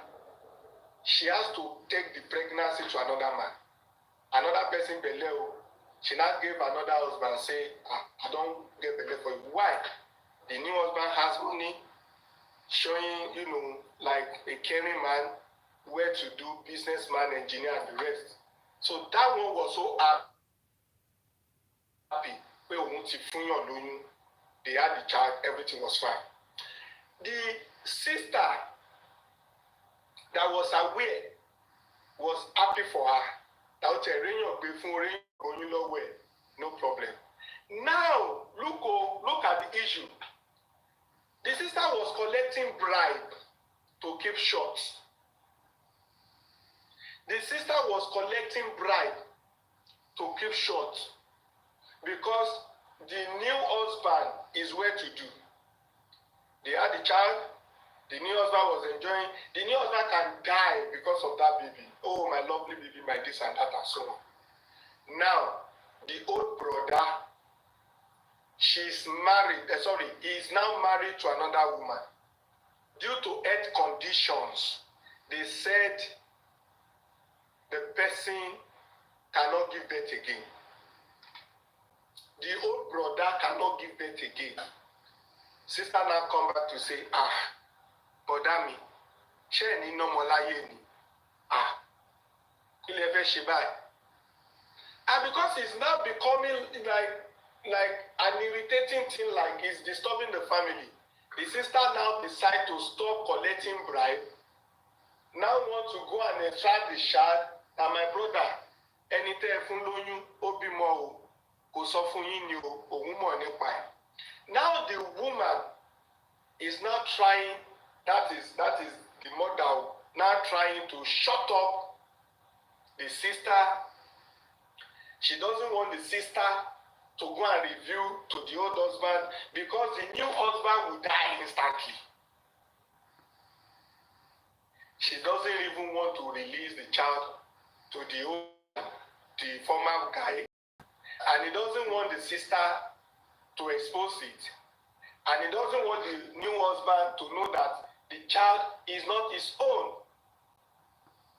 He's even ready to increase the bribe, but sister say, I cannot continue to collect bribe at the detriment of my own brother's life, who is now told that due to health conditions, he cannot give birth again. And this child is going to be his only child.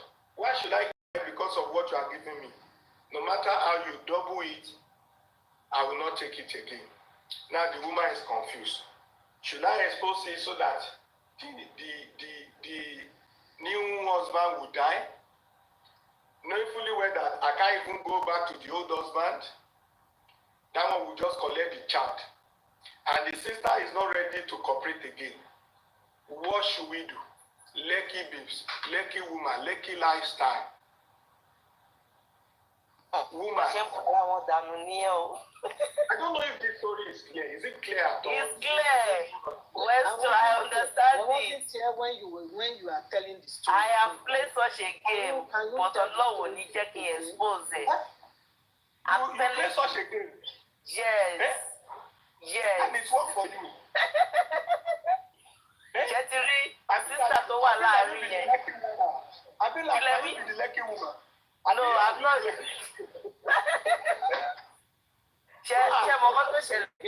The difference there is my own brother told that lady that òun ò fẹ́ oyún yẹn torí pé kò love ẹ̀ kò jẹ́ fẹ́ fẹ́ sílé. Lady yẹn kẹ̀rí àjọ lọ sí church tí wọ́n jíṣẹ́ fún ní pé kò gbọdọ̀ ṣẹ́ oyún. That is the little difference between what you have and the story you just said now. Do you know what I did? Mo wá sọ fún yẹn ni pé ṣé ò tiẹ̀ ríyàn kan tó dẹnu kọ́ ẹ ni? Ó nù rí mo nítorí brother mi, I know he's a useless man. Èmi jẹ́ ń like máa support obìnrin. Èmi like ìyẹn tóbìnrin bá wà lórí right ẹ o. So mo sọ fún mo ní pé ọ̀rọ̀ ti wá rí báyìí. Bójèjì sọ pé òun ò fẹ́ ẹyẹ kò fẹ́ torí ó ti ń sọ fún níbẹ̀rẹ̀ pẹ̀pẹ̀ lédi yẹn ló kàn jẹ́yàn kan tó wà adamant ni.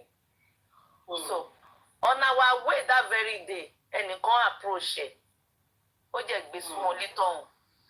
The next story tí mo máa gbọ́ 2 months later ni pé òun ti gbé oyún yẹn fún ẹni yẹn. Kò sí problem mo jẹ mọ́ ẹni yìí lórí ọ̀rọ̀ yẹn lórí ọ̀rọ̀ yẹn ló fi kúrò ní ìlú. Did you know what I did? Mo mọ̀ ní pé ó lè la ẹ̀mí lọ. I changed my line. Ẹni tó wà ní àárín yẹn there is no any interest of my brother. Let him remain like that. Once tó ti sọ pé òun ò nídìí oyún. Brother mi yẹn ti marry ó ti bímọ o. Oyin story yẹn ò yàtọ̀ tó bá yẹ pé kò bímọ wà láì kórè ní bẹ́ẹ̀ ni. My brother will just shout. Wà láì mo ò lè ever tú àṣírí yẹn bọ́ta. Let us moderate this thing. I don't want us to This is story you're moving to see Mike section. No. I'm telling you, things are happening. Lady yẹn lórí Facebook ìgbà tó tún chat me up tó máa kí mi ó ń fi ọmọ hàn mí ó ń ṣe gbogbo ẹ̀ mo block ẹ̀ next tí mo jẹ máa ṣe mo change Facebook ní mo lo Facebook account yẹn mọ́. All right, wait. This naked woman I told you about, she's saying she cannot go back to the old man because the old man friend cannot even give birth again. And the only child he has is the child in her heart. She cannot take the child. Are you saying the old man, the old husband, cannot penetrate again?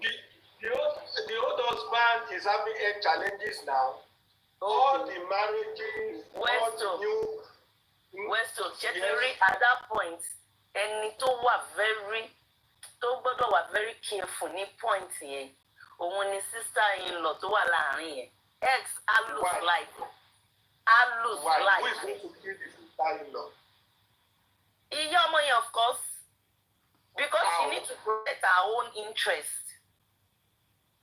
Why must you protect your interest? Why not give the child back to the rightful owner? Let me tell you something. Within because that of money. Ẹ̀gbọ́n mi o. A lè rí àárín yẹn sọ. Bóyá ọkọ yẹn náà as at then he's not a serious type and he's not ready to accept that. The wife of the old man that has health issues. No, I will not even take all of these things that we want to start discussing. You know why? I'm beginning to see something about women. Women, Emma Binu, Toro, Dima Kasimi. Please, don't say all the women. Please. No. Women are becoming sentimental. Reason is this. Because of This the is money. not sentimental. This is not sentimental. It's not all the women. You heard what I say now. You heard what I say now. I say if it's me, conscience will kill me. I will tell her to go and give the owner to the baby to the owner. Whether the person love her or not, you should go and give it to the owner. Okay. I will not accept that. No man can die because of the child. Because in fact, how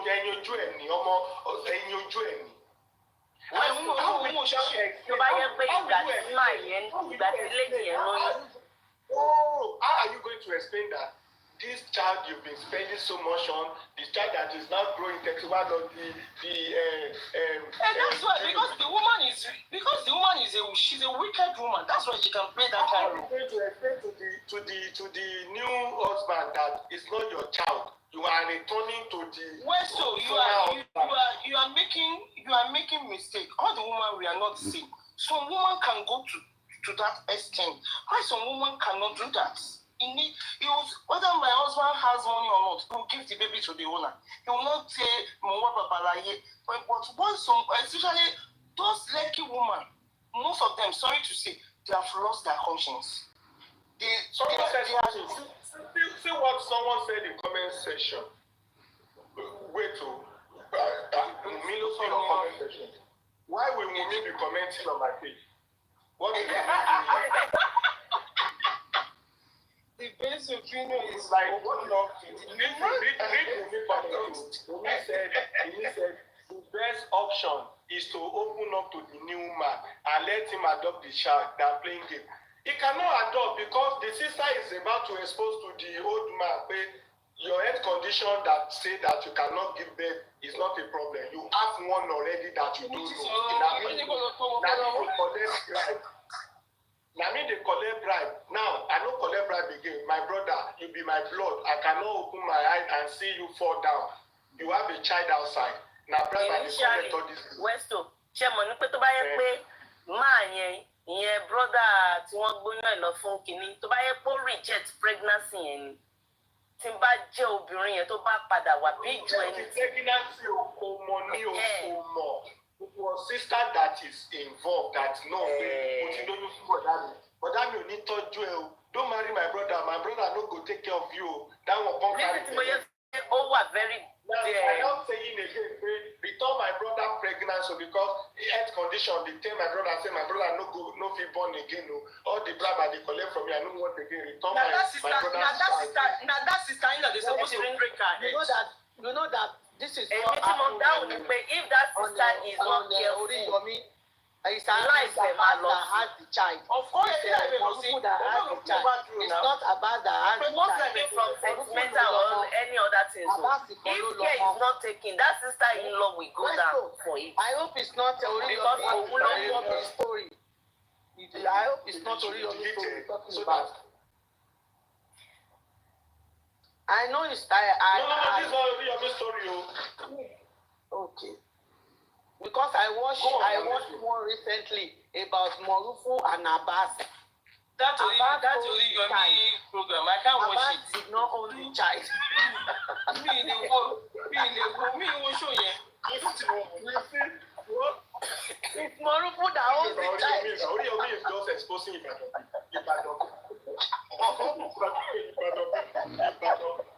If you want to laugh, just go to Oriyomi. Ibi tí mo ti máa ń rí ọdún máa fi ń ṣe content ní orí TikTok yẹn. But hopefully lóyún Yẹn kí lẹ́yìn yẹn ṣe wo advice from sister-in-law. Supermom, let me start from you. Hold on. In this case, do you think the sister-in-law should expose to the former husband or not? I wasn't paying attention. I wasn't paying attention because I was away from my phone. Okay, Bola Abuja, please. I'm coming, Supermom. Bola Abuja, should that child be returned, or what do you think? Because life is involved now. People are about to go down. Even the lady can kill herself. Yeah, the It church. has to be returned to the rightful owner.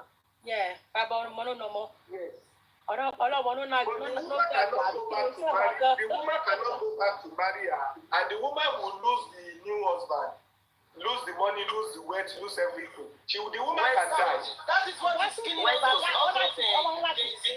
Material things. Ṣé woman yẹn ti wá bímọ mí fún máà tó gbé ọmọ àlè lọ fún mi? Apart from this, man has money, man has this and that. The woman needs to return that child back to the rightful owner.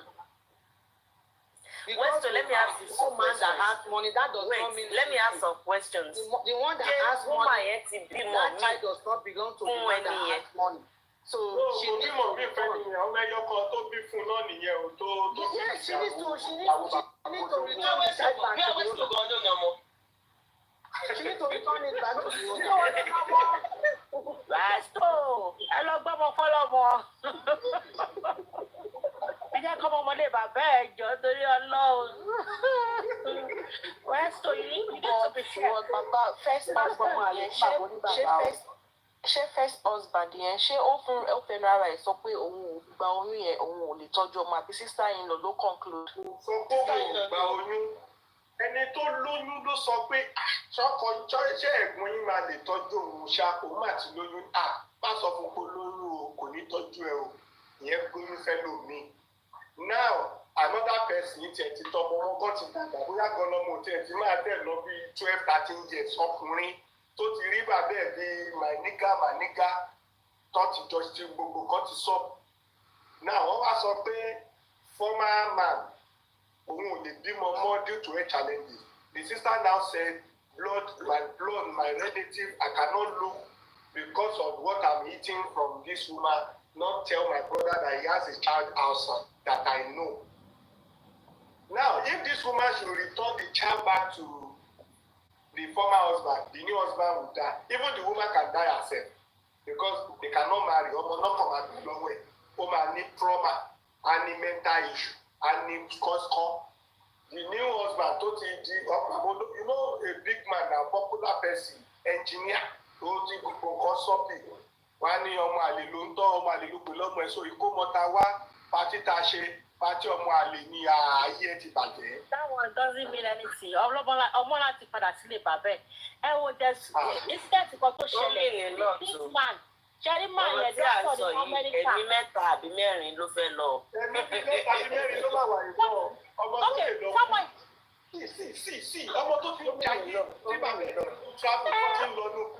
ṣe Wọ́n wá lọ rí wọn lè padà sọ́dọ̀ local man kan nígbàdàn lábúlé. local man ṣì ní bàbá ẹ̀ local man ṣì ní bàbá ẹ̀ local man yẹn náà ṣì ní bàbá ẹ̀ Ọmọ ìsáyé lọ yẹn ni ò ṣe dáadáa. ẹ wo incident tó ṣẹlẹ̀ l'Amẹ́ríkà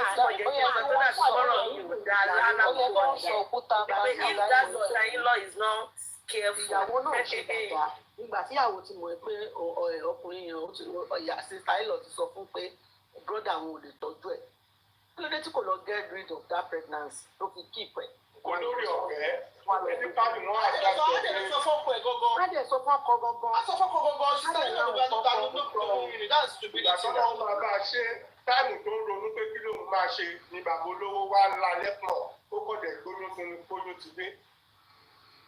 Kò yẹ kó ṣe bẹ́ẹ̀. Àwọn obìnrin tó ń ṣe yẹn ṣé wọn ò ní kó ń ṣe ṣé wọ́n bá wà láàrin obìnrin ẹ wo incident tó bá ìṣẹ̀lẹ̀ ní Amẹ́ríkà Bàbá olówó lálẹ́ fún ó yẹ kó ti come out fún bàbá But olówó. why tó ṣe ti come out fún bàbá olówó from the Wẹ́ẹ́ tó beginning? fẹ́ lò mí ò Àgbẹ̀lá ilé sọ báyìí, this your gender man. Kò yí sí obìnrin ni wà o. No. Me, I would rather stay single. I would never do that. Than to Kó lọ have sí a ilé man. ìṣe o. I will never do that in my life. I rather remain single until I get back I to rather that even go child. and beg and take care of the kids. When I get back to that child, then I can move on with my life. Báwo ṣe ń sìn wọn ní kí wọ́n ṣe ń sìn wọn yẹn? Ṣé wàá lọ torí lọ ti sí lọ́rùn? You know what? Terry in Nigeria, ọmọ àlè pọ̀ gan, bastards everywhere, paternity fraud everywhere in Nigeria. Ló bá tán, ọmọ rẹ̀ pẹ̀tẹ́. Number one, all the àní incident tó ṣẹlẹ̀ mà ní Amẹ́ríkà Ìbọn tẹ̀sí ní bó bá ṣe ń fi wọ́n sí kó máa ṣe DNA fún un. Ẹgbẹ́ bí a jẹ́ jọ́sìn, ó ní bàbá ẹ̀ wá sí Amẹ́ríkà. your naming ceremony to do DNA. Naming ceremony ni. gbogbo àkọsílẹ̀ Naming ceremony use the money to do DNA. What we say most time is different Even from the new man this little thing that you are talking new about. rich man would have even adopted the baby legally if she opened up. It's a lie. Yes. Yes. No, tó bá yẹ pé ẹni tó wà God fearing, ó lè ṣe. Ó lè ṣe now, yes. Irọ́ ni kò yí sí You know why the bẹ́ẹ̀. rich man will not adopt? You know why the rich man will not adopt? Let me tell you this is practical. Mrs. Ayetunde, you know why the rich man will not adopt? The rich man will not adopt because the rich man will ask a question that what happened to your pregnancy? Ṣé bàbá tó fún ẹ lóyún kú ni? Why will I adopt someone's pregnancy? It's not possible. She needs to open up.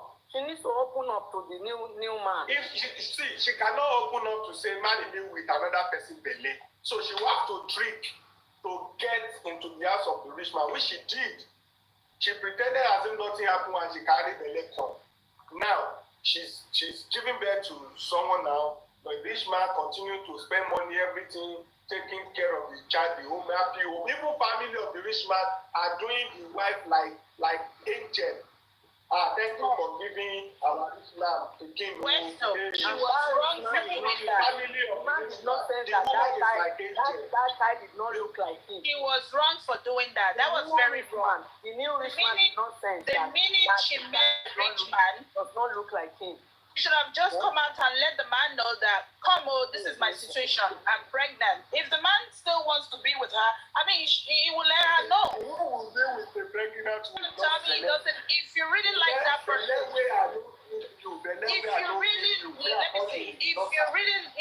Westo, it has happened before. If you really love the person, you won't mind. You're just gonna raise the child as the child is yours. Maybe That's even better. It's better for her to be honest with the guy from the beginning. It's honest. She should have been honest with the guy. So now, what is she going to do now? What is she going to do? She should take the child back to the father. This thing is not easy. Direct consult on it, taking wood to the child. That child does not belong to the new man. It does not belong to the new man. What the child doesn't look like him. Sister-in-law, The man now detected that that child does not look like him. because woman don't follow yẹn, lady don't follow, to fin bribe yẹn, she can go to any length. Like the silent.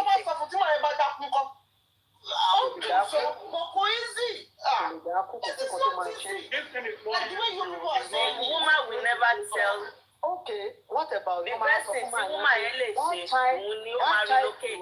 that child you West Social spending money on woman tó ní ọmọ yẹn ó máa relocate kọ́ ní kéèyàn jápa that relocate I change everything about if her. that man come up with DNA, what is going to happen? If the new man come up with DNA, what's going to happen? Maybe How does he come up with DNA? If someone tells the man that it's not doubting that now. They say the boy is almost 13 years. Assuming the man is doubting the child, and the man said we need to do DNA of this child to make sure maybe the child belongs to me. So what is going on? No, you want condition, you can do DNA. You want to travel.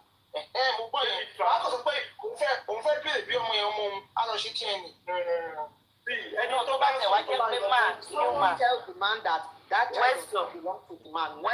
Tó bá yẹ pé new man yẹn fún ara ẹ̀ ló wá lọ ṣe DNA tó wá detect pé ọmọ yẹn ò ń ṣe ọmọ òun good. Á wá dàbí pé òun náà máa ronú pé ṣé yóò bá mi sùn so òun jẹ́ ti mọ plan tó wà nílẹ̀. That is understandable than kí woman yẹn pè kó àókù méjì àbí mẹ́ta bọ́lọ̀ ń lé o.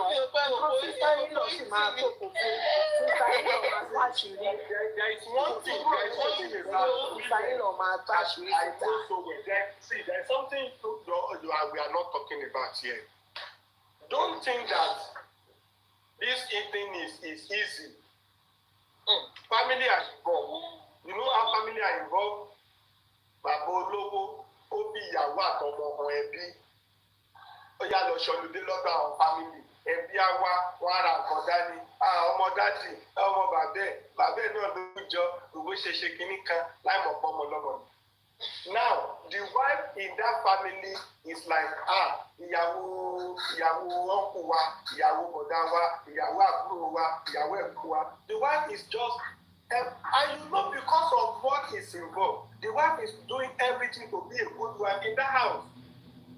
Play gbogbo game and doing everything, playing all the game to make herself adopted by all that has to do with that man. The man that doesn't know that he has trained a child from 0 to 13 years, not knowing that the boy is training is not his boy for 13 years. So we will just say that because of one local man, that he was not aware that I was pregnant as far back as 13 years. That's true. Because you just say you're talking about story. Let me tell you something. Even if the man trained from 0 to 13 or 15 years, the sister-in-law still going to unveil that woman, that child does not belong to that. Are you sure that the sister-in-law will not be killed? Westo. Nǹkan tí mò ń sọ gógó nìyẹn Adébí ní pé lady yẹn ó jẹ́ bí òun ní àti pa sister-in-law ti pẹ́. Very long time. One day the sister-in-law going to say it out. She will say it out. Sister-in-law bá wá sọ nǹkan kan lè ṣẹlẹ̀ fún ọmọ yẹn gbọ́gbọ́ níjọ́ lọ́jọ́ iwájú ó ní pé ó gbọ́dọ̀ gbé lọ síbi ilé bàbá ẹ̀. Tí kò bá dẹ̀ fẹ́ lù sọ ọmọ yẹn by force by fire, á gbé ọmọ yẹn lọ sílé bàbá yẹn. That is the secret that God wants to. Yeah. That is what God wants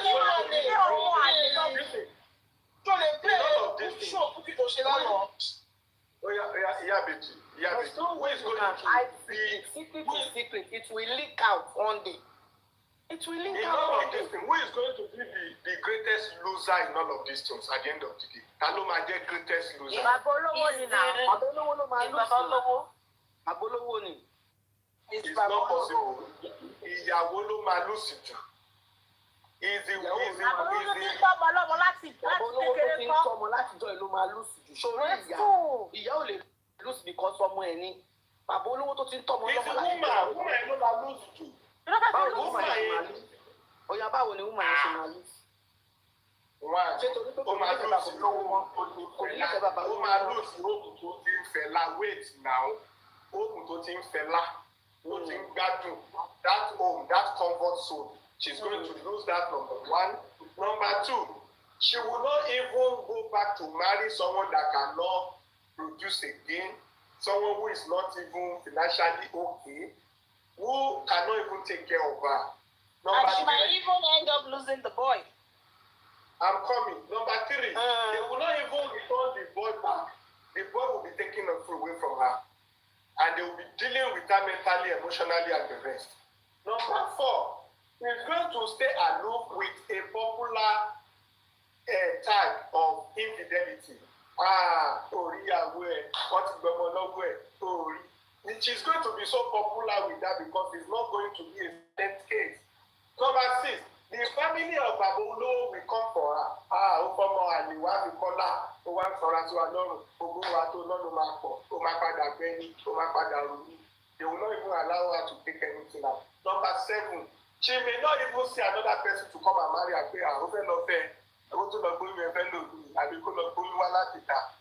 Number eight, she will be so mental disorder. Water. Tó bá mú kó padà kó gbé òkúta mi ni ó máa lé lágbẹ ni awárù tó bá jẹ bẹ́ẹ̀ sóde á máa wá gbẹ níbi kan ṣe tó máa ṣọ́ra lára ẹ̀ nìkí ẹ̀tàn máa gbẹ ìdí tó tún ṣọ́ra yẹn àwọn ọkùnrin á tún máa fọwọ́ gbà wá tún máa bò mọ́lẹ̀ wá tún máa jọ mọ́lẹ̀ pa ìfà ojú àrí ó lè bọ́ ìta rẹ̀ kókú dànù. Ṣẹ́rí bàbá olówó máa feel bad with time tí bàbá olówó bá gbowó tó jáde tó fún ní good therapy tó bá gbọ́yàn sí lẹ́nu báwọn ọmọ ṣèbí bàlàbàrà fún á jáde padà pé obìnrin àtúmọ̀lá tó máa di obìnrin yóò ṣe ìfẹ́ tó kọ́ dábàá lógún bá ti fi bẹ́ẹ̀ bí 70 years tí ó lè fóbìnrin mi nǹkan tó lè bí. Bàbá olówó lè kó tẹ́ táìmù yá fẹ́ lómi. Ó sì lè bímọ lẹ́jọ́ 70. Ó ti léètì ìyá mi, ó ti léètì. Tí wọ́n ilé kan rò bẹ́ẹ̀ kò léètì. Bàbá olówó máa fẹ́ lómi. Bàbá olówó lè lómi. Ní ló máa ń léètì fún un. Ṣẹ̀wá tún rí ti fọ́mà ọ̀sán ní máa gba ọmọ padà ní. Ó sì lè fóbìnrin lóyún. Bàbá olówó lè lò. Reason ta fi ń pè ní bàbá olówó is because kò ń ṣe kó dàgbà náà well-to-do person and engineer so that the story can be clear. La ṣe pè ní bàbá olówó because it's one of the reasons tóbìnrin yẹn fi gbé orí yẹn fún orí is well-to-do like it's okay compared to ọ̀dà tí bí tọ́ fẹ́ fìyà jẹ́. You understand? So obìnrin yẹn ló máa lùsì jù. Nǹkan tóbìnrin yẹn ṣe tó lọ ṣe yẹn ò dáa ó lọ gbé ọmọ torí pé ó lọ fólówó ṣe ojú ẹ̀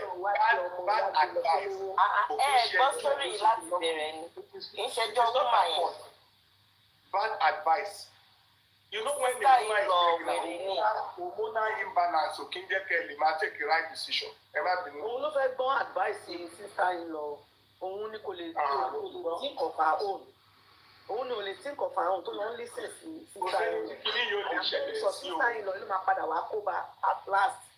Òun ló máa padà kó bá at last. Why tí kò lè decide on her own tó jẹ́ pé lọ ń listen sí advice sister in law. Tó jẹ́ pé sister in law náà ló tún ṣì máa kó bá ló sì máa flash ní ẹ̀ síta at last. Woman na woman no. Nǹkan tó bad ló ṣe o. Things dey happen for Lekki o. Tẹ bá ti mú Lekki àti Ìbàdàn, tẹ bá ti mú wọn fóònù map. Paternity fraud. Má ti sọ àwọn Ìbàdàn yẹn. Tẹ bá ti mú Ìbàdàn àti Lekki, tẹ bá ti mú fóònù map. Kò sí paternity fraud mọ́. For the non-Yoruba speaker, and Ìbàdàn people, Lekki women and Ìbàdàn women, if you take them out of map, no paternity fraud again in the world. Máa gbọ́ tó lọ sùn tí Mọ̀rúfù, àbó sùn tí Mọ̀rúfù. Wọ́n pè tí mo rúkú yẹn fún yín ká tó lọ. Lọ pé ìfọ̀ òdò. Ó fi Ìbàdàn fún ipò àná mi. Ó fi Ìbàdàn fún ipò àná mi.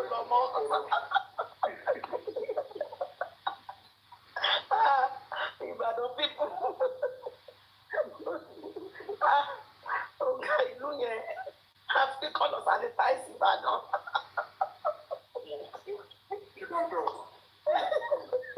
Ìbàdàn. Oríyọmí yẹn kí o bá wí ìṣẹ̀ Wednesday Friday. Wọ́n yà á fún bàbá, wọ́n fẹ́ra wọn. Wọ́n fẹ́ra wọn. Ìtọ́ tiẹ̀ ṣe ń jọ. Ìtọ́ ṣe lánàá. Bàbá àwọn mẹ́ta Westo. Ìtọ́ ṣe lánàá. Bàbá tíṣà arúgbó, ọlọ́kadà kan àti ẹnjìníà kan. Wọ́n dẹ̀ ń bọ́ ọmọ 16 years. Wọ́n dẹ̀ ń bọ́ ọmọ yẹn sùn. Àwọn mẹ́tẹ̀ẹ̀ta. Láti àdé age of 14 years ló ti ń bá sùn. Wọ́n ti ń bọ́ ọmọ yẹn sùn. Bàbá ọlọ́kadà mélòó lẹ́tí bọ́ ọmọ sùn. Ó lẹ́ẹ̀mejì. Bàbá tíṣà mélòó lẹ́bọ̀ ọmọ sùn. Bàbá tíṣà lẹ́ẹ̀kan. Ẹnjìníà mélòó lẹ́bọ̀ ọmọ sùn. Bàbá fọ́lì ni pé àwọn ọmọ yẹn lágbúlágbú báyìí ni wọ́n, kólóbókólóbó báyìí ni wọ́n. Ọmọdé ni káwọn sọ yìí. Tó lẹ́ pé kí n gbé wọn lábẹ́ àwọn ọmọdé yẹn. Kò máa mẹ́tẹ̀ẹ̀ta ni. Ìtọ́jú lábẹ́ nǹkan gbé sábẹ́ láàbùlì yàgò bá ṣe. Ọmọ kan tó Oríyọmí wá sọ fún wọn ni. Oríyọmí wá sọ fún wọn pé ọmọ yìí nísìnyí ẹ̀yin mẹ́tẹ̀ẹ̀ta lẹ ti lọ lórí ẹ̀. Báwo lẹ ṣe wá fẹ́ ṣe láìfọ ọmọ yìí sìn? Báwo lẹ ṣe fẹ́ ṣe ẹ lè fẹ́ ọmọ yìí?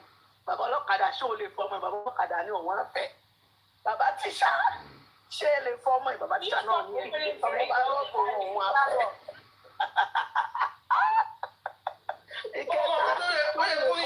Olóhùn lè fẹ́ Olóhùn bá ní ẹ̀yin bàbá mẹ́tẹ̀ẹ̀ta yìí. Ẹ̀yin mẹ́tẹ̀ẹ̀ta ọmọ 16 years. Kí wọ́n kọ́wọ́ àwọn kan? Kí wọ́n kọ́wọ́ ọmọbìnrin náà sọ?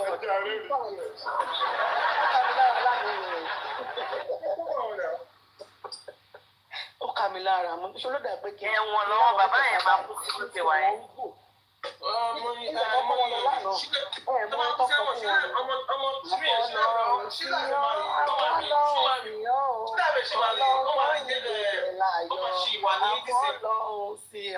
Ọmọ òun kan lára ó yẹ kó jẹ́ lọ́mọ náà ọmọbìnrin ọ̀hún.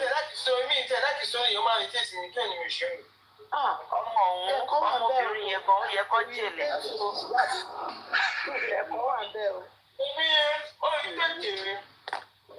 Nítorí àwọn náà ti dókó láti age of 14 years. Ẹwà bá. Tí wọ́n gbé tó wà bí mo kà jáde, ṣé ẹ kò jẹ́ ẹni tẹ̀sí mi dẹ̀? Yéé ní Nàìjíríà tó wọ̀ lọ. Ẹ kìí lè gbogbo lọ. Ẹ lè rí padà sí Ṣakí. Ṣẹ́gun ẹ̀gbọ́n dé sọ́sẹ́. Àti tí mo bá ta tó wà bí jáde. Lógo lọ. Tí ẹ bá ta tó wà bí jáde. Ó máa jẹ́ bí ọba àti Ṣakí. Bí òun kọ́ ló lọ mọ́, ẹ̀rọ lè ṣe lórí ìlú. Kó má jẹ lọ. Ẹ sì sí ìdájọ́ tó bá yẹ. Ṣé náà pa? Ẹ bá rí ẹgbẹ́ mi lọ. Ọ̀gbọ́n ìlà àgbẹ̀. Ọmọ sọ bẹ́ẹ̀ lẹ́nu rẹ̀. DNA results. Kí n tó kàn sí ẹgbẹ́ pọ̀. Àǹfààní tí wọ́n bá ka result yẹn, they should read the result and the result saying na me get pikin.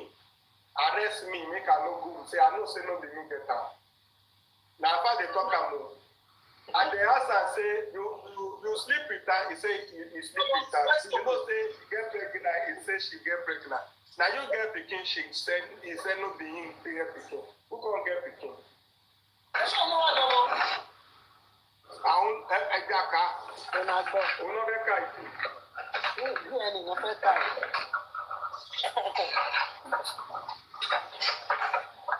Ẹ máa gbọ́ rìsọ́ọ̀tì o.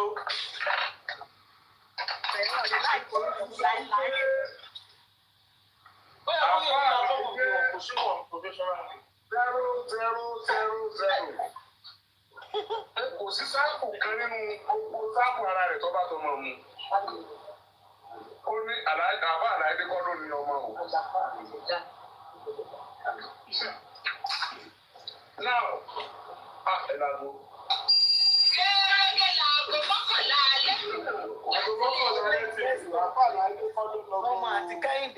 Ọmọ àti Kẹ́hìndé.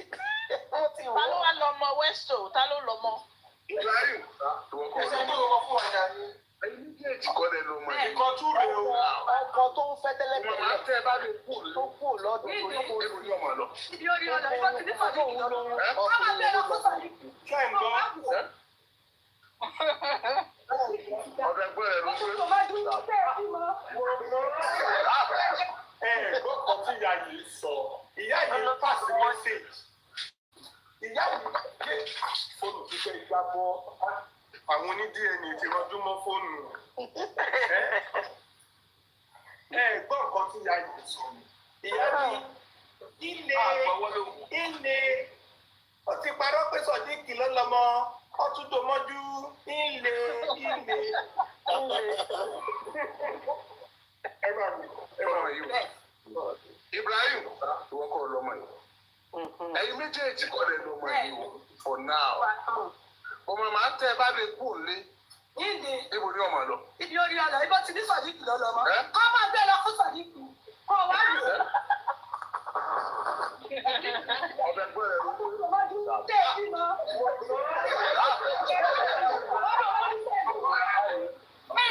Ní mo ti sọ fún mi, ó ti ní wá gbẹ́nu sí máìkì.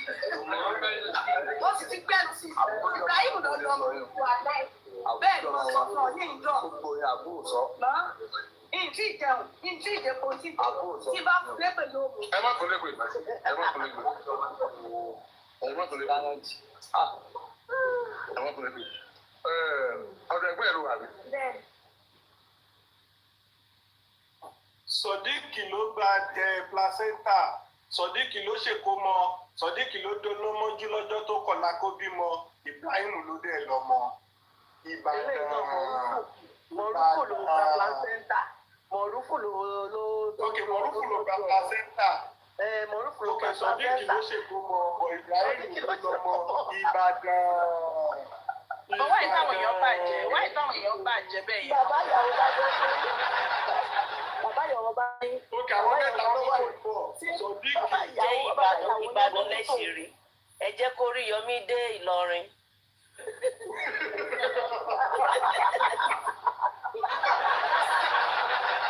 Wọ́n ṣe wà ẹ̀wọ̀n nígbàdúrà kórí Yọmí wá sí Ìlọrin láyé.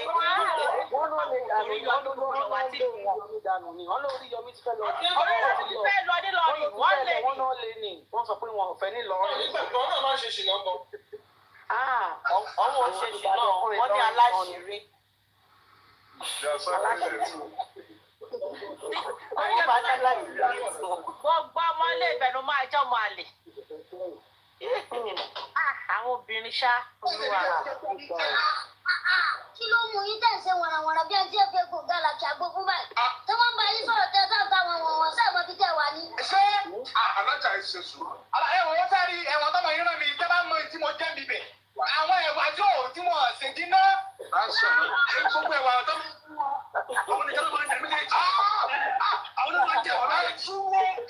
Alájà ẹ sọ̀rọ̀. Alájà sọ̀rọ̀. Ó ti tí wọ́n sáàbẹ̀ ẹ̀dá kò dọ̀rọ̀ kó máa lọ́lọ́ kébì náà máa lọ́lọ́. Ẹni sùn. Arákùnrin sọ̀sì ní báyà ìlú. Irọ́ ilé bá ń gbélé owó pa mí ni. Bàbá máa wọ́n mọ́tò náà. Wọ́n máa fún mi ní mọ́rọ̀. Ẹ̀kọ́ ọ̀fẹ́ bọ̀ gbélé. Èmi náà fẹ́ bá yín gbélé. Ọ̀fẹ́ bọ̀ gbélé. Alájà!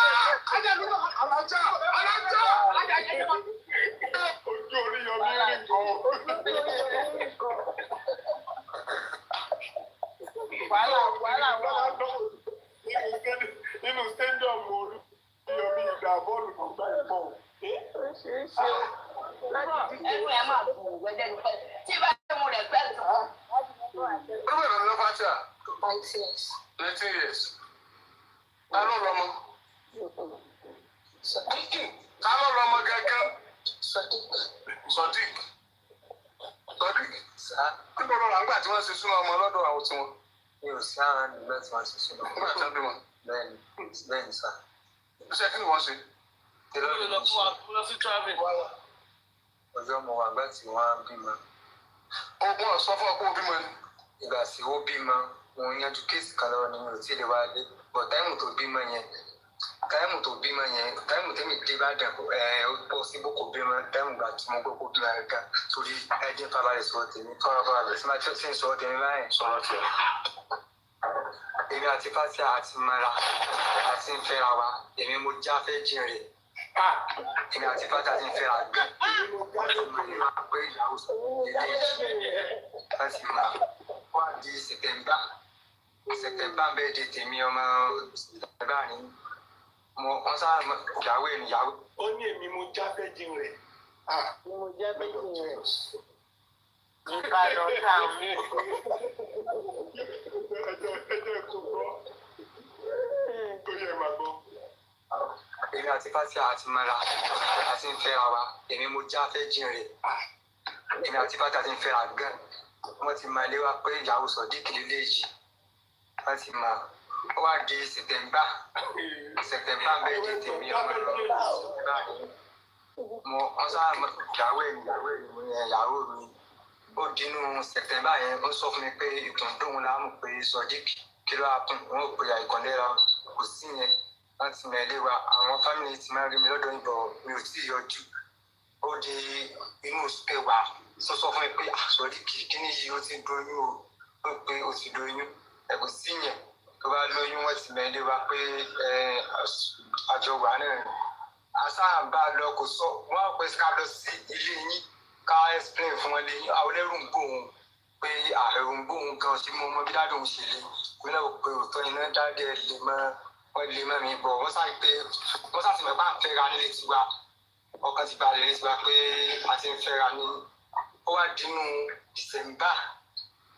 December ó lè gírámà ti tèmi wọ́n ní stroke a gbé wọn lọ hospital fatia yóò sáré wá yóò dáná wá yóò ṣe everything ó dúró tì mí àwọn ẹgbẹ́ dádì mi wọ́n máa ń ṣàdúrà fún tábà ti ká lọ́dọ̀ pé àwọn iṣẹ́ ọba lálùbáríkà yóò dúró ti ọkọ nígbà wọ́n sábà gbogbo wọn láìkẹ̀ gan tí ó tẹ̀wé gan máa dùn pé wọ́n ṣe bí àgbàlagbà wọ́n ní kiri léyìí ó ṣe bí àgbàlagbà a gbé gírámà mi lọ sí ilé láti gbé wọn lọ sí ilé. ọmọ ọdún mélòó ni Sodiq? ẹ wá padà sí skul mo ṣe wá padà sí skul mo wá ní izu ní skul. bóyá tó lò ó wà ní mo wá ní izu ní skul mo ṣe wá ní izu yẹn wọ́n ṣáà mọ mi ọ̀tọ̀lọ́pàá mo wá ń gbọ́ létà pé ọmọ tí mo fẹ́ o pé olóyún wọ́n pè mí kó lóyún mo pò olóyún yẹn náà máa mú. Acha. 19 years. 19 years ní káàkiri Acha. 19 years. 19 years. Ta ló lọ́mọ?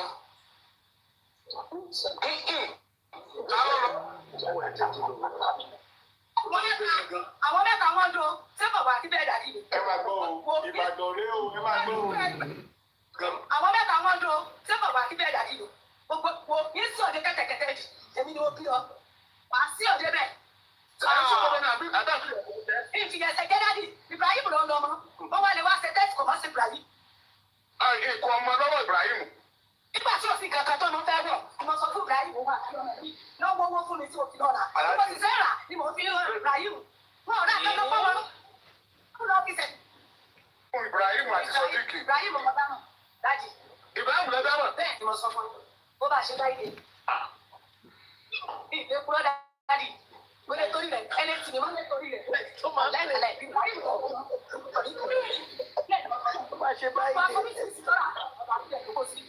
yóò bá ra nǹkan wẹ́wẹ́ wọ́n mọ̀ ń gò wọ́n gbogbo ẹ̀ ní mọ́ rà fún táyé. Táyé máa dáná fún kúlọ̀ ọmọ mi ọmọ tí mo bí ọmọ yẹn máa ọ̀nà òsì tí bọ́ọ̀lù ọmọ yẹn máa kó 30 years ìdòwú. Kúlẹ̀ lòun ní fi mọ́ ránjẹ ní fi mọ́ gbóúnjẹ fún Ibrahim. Ọba lóun mọ̀ Ibrahim tó tọ́ mo jẹ̀bi dájú ní sọ pé mo jẹ̀bi.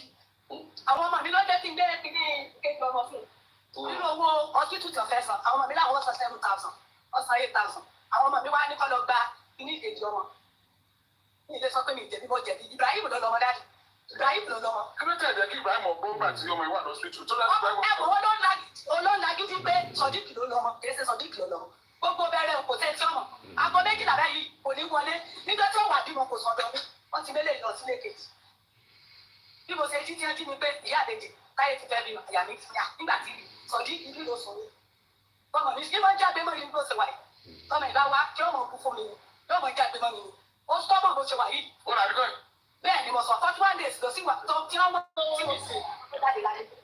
Láwọn ọmọ mi, ìkejì rẹ̀ ti bímọ méjì o nìkan ló ní oníjẹkújẹ.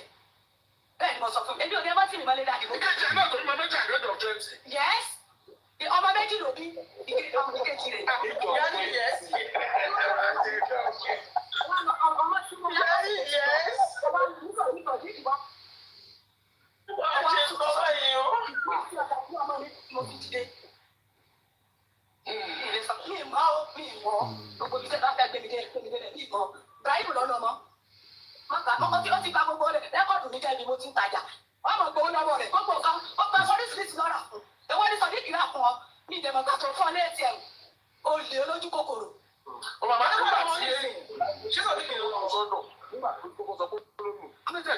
gbà náà.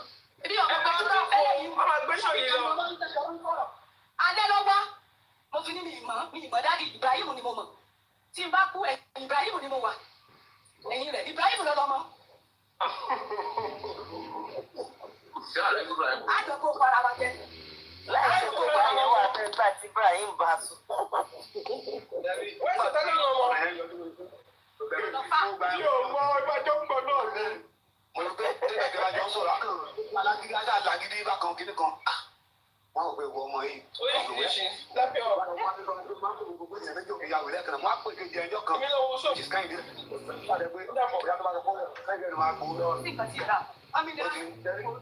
Àwọn gbowó lóòótọ́ tàbí ẹ̀. Bí wọ́n ṣáà ti wọ́n lọ́dún ìwọ̀sán ni gbogbo àkàrà tí mo rà bíi mẹ́wàá sí ọ̀kan. Àgbáyà tó rà extra ni. Màá gbé kó tàkà bó rẹ̀ náà. Níbo lẹ́tọ́ máa ń jókòó sí ẹjọ́ ìtọ́ ọ̀kan ti kọjá gbogbo yẹn? Wọ́n ti kọjá gbogbo yẹn. Níbo lẹ́tọ́ máa ń jókòó sí? Ẹgbẹ́ gáàjì wa ni. Àwọn náà máa ń rí ìwà tiẹ̀. Ó rà pọ̀ wà ní oyún. Kò sí tẹ́wá pé èèyàn bíi 30 nínú téèyàn bíi 50 bá wà nù gáàjì wa yẹn tẹ́wá pé 45 and a half ọmọ. Gáàjì bó bẹ̀rẹ̀ ilé ìgbà. ẹ̀rẹ̀ náà ti ń tàmọ̀. Nítorí ọrọ̀ ajé yín, láyé máa rámọ̀dàtà gáàjì ìwà lẹ́yìn ọkọ̀. Láyé irọ́ ni ìwà lẹ́yìn ọkọ rẹ̀. Dádì tó bá gbé nǹkan lẹ̀, èmi ni mo bí àbíkẹ́ mi ni. Nǹkan ọlọ́pàá ni sọ Ibrahim ló lóyún sẹ́. Ibrahim ló ń tọ́jú rẹ̀. Tásán. Ti di ẹni gbogbo nǹkan bá mi wọ́n wọ́n wọ́n wọ́n. Ọba tó mi o. Ìbàdàn. Láàárọ̀, ọmọ yẹn ní wọ́n fún un. Yóò lọ pàdé rẹ̀ lẹ́yìn ẹ̀yìn mọ́sálásí ọ̀dọ̀ wa ni wọ́n ti tán pàdé. Ìjọ mi Ibrahim lè dé, ìsọ̀rọ̀ dídọ̀ wà lẹ́yìn. Ní ìmẹ́ tó sọ fún wípé eléyìí ti dé tó dé kò dé. Wọ́n tún fi sẹ̀sìn ládùúgbò. Bẹ́ẹ̀ ni mo sọ fún yín. Wọ́n fi sẹ̀sìn ní ládùúgbò. Ibrahim tó wá yọjú, ó tó wá mọ kówó ẹ̀rù. Kò sí aṣọ kankan. Owó tó ọmọkùnrin fún mi gbogbo rẹ̀, owó rẹ̀ ni mo fi bá ọmọ yìí lásọ. Mo ò rà kankan. Ọmọ ilé ẹ̀ṣọ́ fún bẹ́ẹ̀. Nígbà tí o sì kankan tó lọ fẹ́ wọ̀ ni mo sọ fún Ibrahim wà ní ọmọ yìí. Náà wọ́wọ́ fún mi tí mo fi lọ rà. Mo sì fẹ́ rà ni mo fi hàn Ibrahim. Mo ò rà kankan fọ́mọ. Wọ́n tún lọ fi sẹ̀sì àti rẹ̀. Àwọn mẹ́ta wọn dúró. Ṣé kò wá síbẹ̀ dàbí mi? Gbogbo yẹn sí òde kẹ́kẹ́kẹ́kẹ́ yìí. Omi ni mo kí ọ. Màá sí òde bẹ́ẹ̀. Ẹ ń sọ̀rọ̀ lọ́nà àbí ìfìyẹ̀sẹ̀ jẹ́. Ìfìyẹ̀sẹ̀ gẹ́gẹ́ bí Ibrahim ló lọ mọ́. Ó wà lè wá ṣe tẹ́sí. Ìbàdàn. Ẹgbẹ́ bóńjà ẹgbẹ́ Ìbàdàn. Lọ́wọ́ ti Mariam náà. Kò sí yàtọ̀ láàrin òun àti Mariam. Mariam alólàjú. Obìnrin tẹ́ ń wò wájú mi. Padà ẹ ti ń sùn ní. Mi sùn lọ.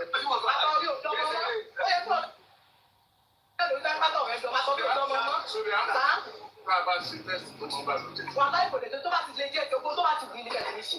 Mo sọ ni, ayé ni ó gbọ́ sára rẹ̀ dáadáa náà mo kò lè rẹ̀ níṣẹ́. Ó ní iye tí mo fi tọ́jú ara mi. Bí ìtòmí mo lọ ta àti tó mo fẹ́ lórí ọmọ mi bọ́jọ́ lọ.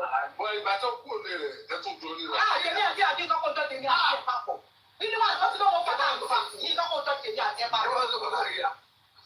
Ẹgbẹ́ ayé náà ayé lọ́kẹ́ ti fi múlẹ̀. Ṣé mo wà bẹ́ẹ̀ ni? Ẹ tí mo bí wọ́n rẹ̀ fẹ́ ẹ ti jẹ́ kàlá gẹ́gẹ́ bí pé múlẹ̀ ní àwọn ìlàkẹ́.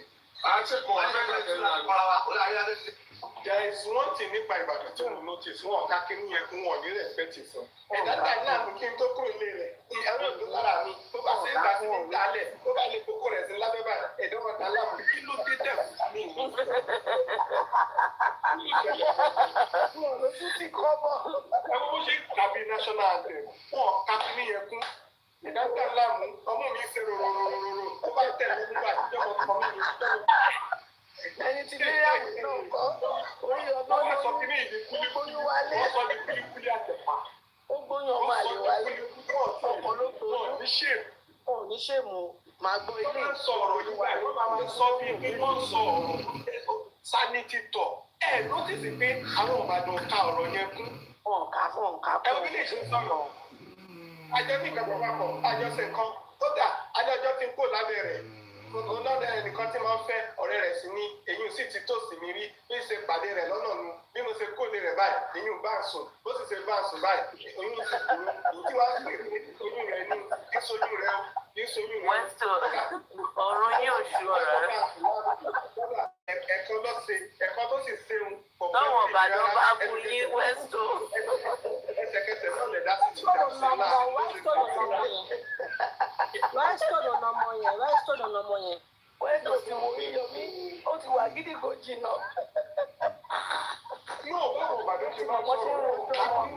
Ó mọ̀ bọ́ ṣe ń ro. Ẹ̀bùn kéèyàn tiẹ̀ wà níbì kan, kéèyàn tiẹ̀ wà ní stúdíò, kó tiẹ̀ máa tijú sọ̀rọ̀ pé mo regret because kó tiẹ̀ máa sọ̀rọ̀ pé I regretted because mo mọ̀ kó máa rí bẹ́ẹ̀. Bó tiẹ̀ fẹ́ sọ èdè náà káàtẹ̀ ló kọlà so bó tiẹ̀ máa sọ pé. Àwọn ará Èkó nìyẹn, Èkó lẹ́yìn sọ yẹn.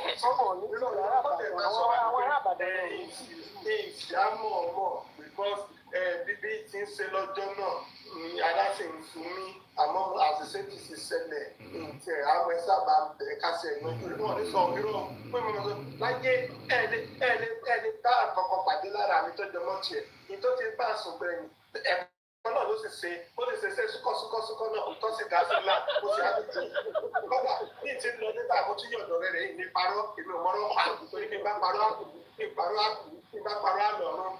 àlọ́run ó sì dá sí ńlá báyìí ẹsẹ̀kẹsẹ̀ mo fọ́ dànù ẹ̀dá sì dà náà mo sì lọ́rẹ̀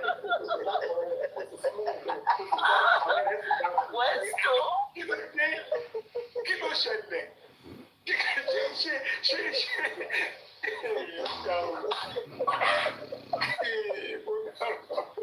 Oníṣìí Mẹ́ríàmù yìí náà kọ́, ó lọ gbóyún wá láti ta ọkọ̀ ló gba pàṣẹ́ńtà, ó tún wá lọ gbóyún ẹlẹ́ẹ̀kejì, ó tún gbóyún ẹlẹ́ẹ̀kejì, ó tún wá bèèrè lọ́wọ́ ẹ̀ pé ta ló lóyún inú rẹ̀, ó ní wọn bèèrè lọ́wọ́ ẹ̀ pé níbo lẹ ti pàdé ara yìí. Westo is not limited to Ibadan. It's not limited to Ibadan. If we are to shine light on every state, you will be surprised. Ṣé wà ní ìlú ló wà ní ìjà? Ìbàdàn àti lọ́run ló kọ́ wọn jù, mo disagree, mo ṣe gbogbo kéèké. Àwọn ilé náà ló títì. Ṣé gbogbo ṣètò tó bá wá sí Èkó máa máa sọ̀rọ̀ pẹ̀lú tìjú ni o. Ẹgbẹ́ wọn lè ṣe sọ̀rọ̀. Láwọn Ìbàdàn lójú tì. Ìbàdàn tún ìdá wà ní tí wọ́n bá wọ Ìlọrin ẹ̀kọ́ ní sọ̀rọ̀ yẹn. Ṣègbè díẹ̀ ló sọ, oníkálukú ló lé díẹ̀. Tábẹ́kútà bá dé sí èdè ẹ máa rí language ó máa ṣe dialect ẹ̀ máa ṣe báwo ni kò tún ṣe sọ̀rọ̀. Ẹ̀yin èèyàn gan-an ọkùnrin náà ṣàṣì. À ń sọ̀rọ̀ nípa pé accent o. accent wọn náà ń sọ̀rọ̀ rẹ̀ pé Not even wọ́n ṣe accent. present ọ̀rọ̀ Ìbàdàn lójú tí wọn mọ̀ bọ́ọ̀ kan là ń sọ anywhere. You are not talking about accent. No, it's not about Ibadan Ojuti. It's just the caliber of people now. It's just the caliber of people. Ẹ gbàgbé ẹ̀. No, it's not about Ibadan Ojuti. They are on a show. They are on a show. Ẹnjìníà gbọ́dọ̀ tó kọ́ Ìbàdàn lójú ti jáde mọ́ bá náà kàgbẹ́ yẹn dáadáa. ẹnjìníà kan Ìbàdàn tó fẹ́ tó sí mi tó sọ pé mi ní pé jájọ máa gbé nǹkan sí nǹkan. Ìkà imagine that kind of thing. Mo wá sọ fún mi pé ṣé ó ya wèrè ni ọmọ Èkó lèmi. Now, can I tell you about the Lagos version of what he just said? I can tell you about the Lagos version of what he just said. No, maybe you are from Ibadan. That's why you are deciding who disagree. I disagree. Yes, I decided in Ibadan. Tó máa ń bú èbú lásán, o ò lè sọ pé ṣó lè bẹ́ẹ̀ bẹ́ẹ̀ bá bọ̀dọ̀ bẹ́ẹ̀ bú. Can you Ìbàdàn wọn máa bú yàmàyàmà. Say that's their style.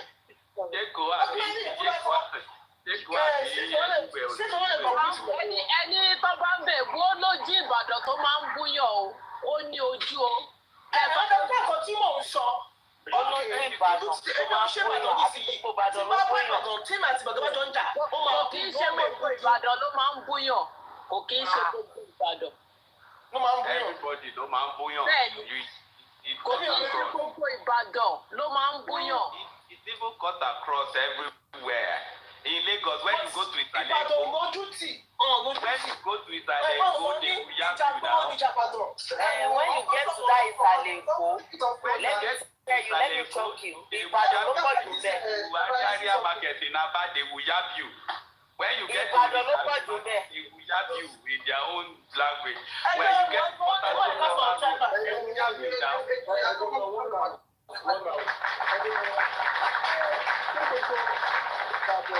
Gbogbo ẹ̀dá sọ̀rọ̀ ọjọ́ táwọn Ìbàdàn bá wá fún mi, iṣẹ́ máa dó tì mí.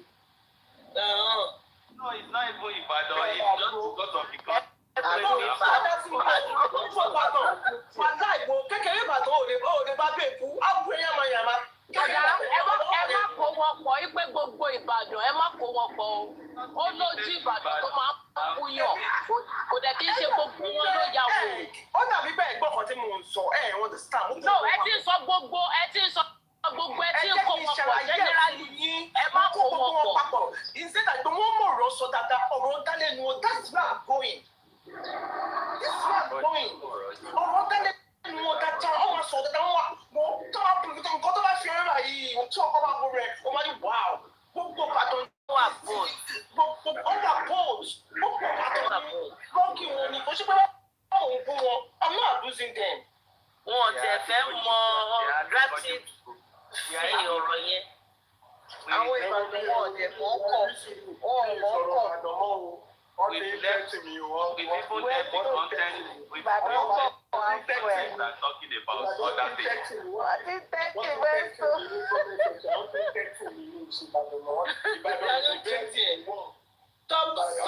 Stop. Yeah, baby. Ẹ̀yin kọ̀mẹ́ntà tó jẹ́ Ìbàdàn ẹ má bínú ṣe gbọ́. Ìfẹ́ ẹni ló tọwọ́ ẹni bẹ́kọ̀ àwọn yẹn ni wọn ò kọ́ra wọn láti lé. Àwọn Ìbàdàn tó bá kọ́ láti lé máa mọ̀. Àwọn yẹn náà kọ́ sára wọn. Ṣé láwọn Yorùbá àwọn akàǹkọ tó yẹ ká ok ṣé láwọn Yíbò ní sí gbogbo state wọn gbogbo wọn mọ̀ ara wọn ok kọ́mọ̀sì. Abẹ́òkúta obìnrin you don't stay in those house. You don't stay in those house. It's natural. Yeah, but that's stereotyping. You can't say that to a whole people. Ẹ̀yin ará ìlú mi fẹ́ wà bẹ́ẹ̀ yẹn yín ṣe yí Ìbàdàn. Ẹ má bínú ṣe gbọ́. Má bínú ṣe gbọ́. Majority when you carry out the survey, what indices are you using? What barometer are you using? You can't say that. Because you don't have data. I say it, abeg. Don't tell me I can't say that. Are you using juju to control me? Do you have data to back I'm from Abeokuta. I know what I'm saying. Someone in majority. That is what is called in that country. Don't say I can't say it. Are you using juju to control me? Who are you? Abeg. Madam, that's stereotyping and discrimination. That's stereotyping and discrimination abuse. What barometer are you using? Use data and barometer. What indices are you using and say that?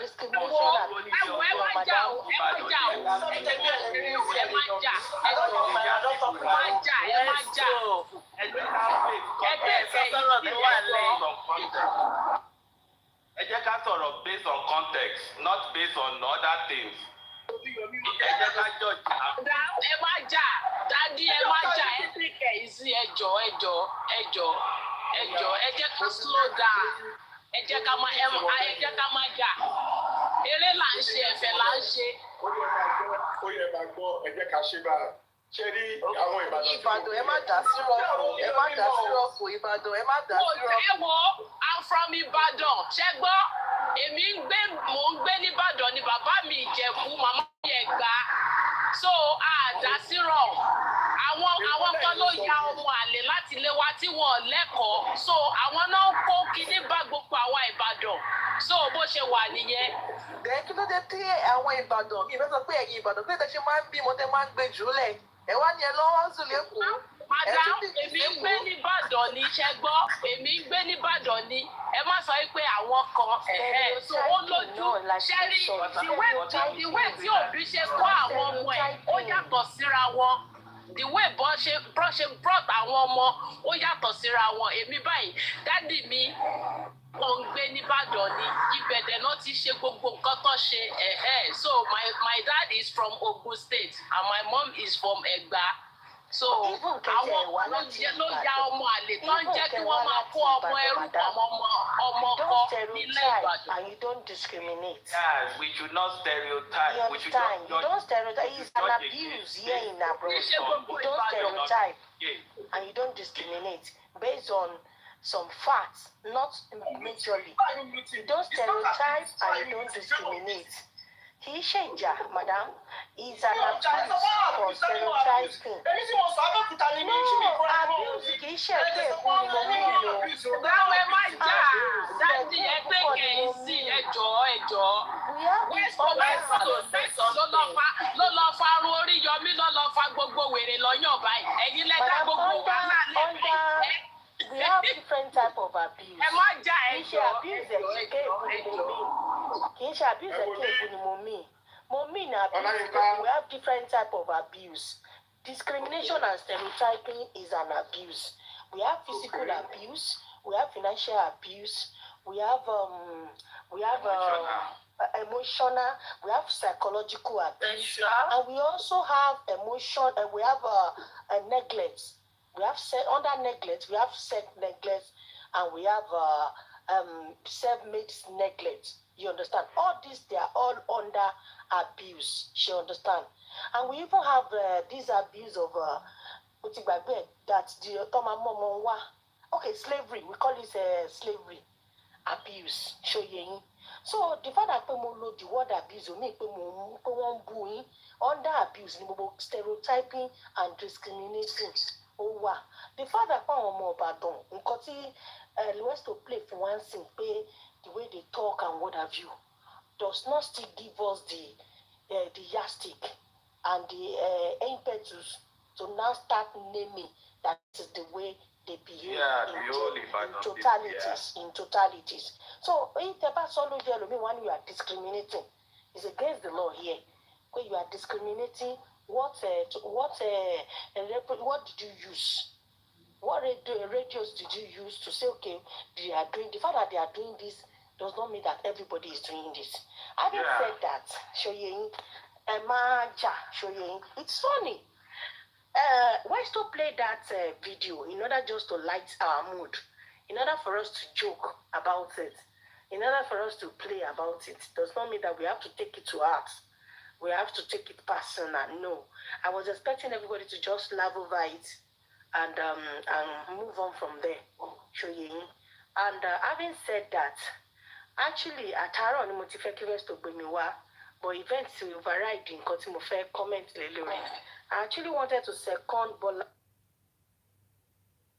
Abuja on the Papa Mohbad storm thing.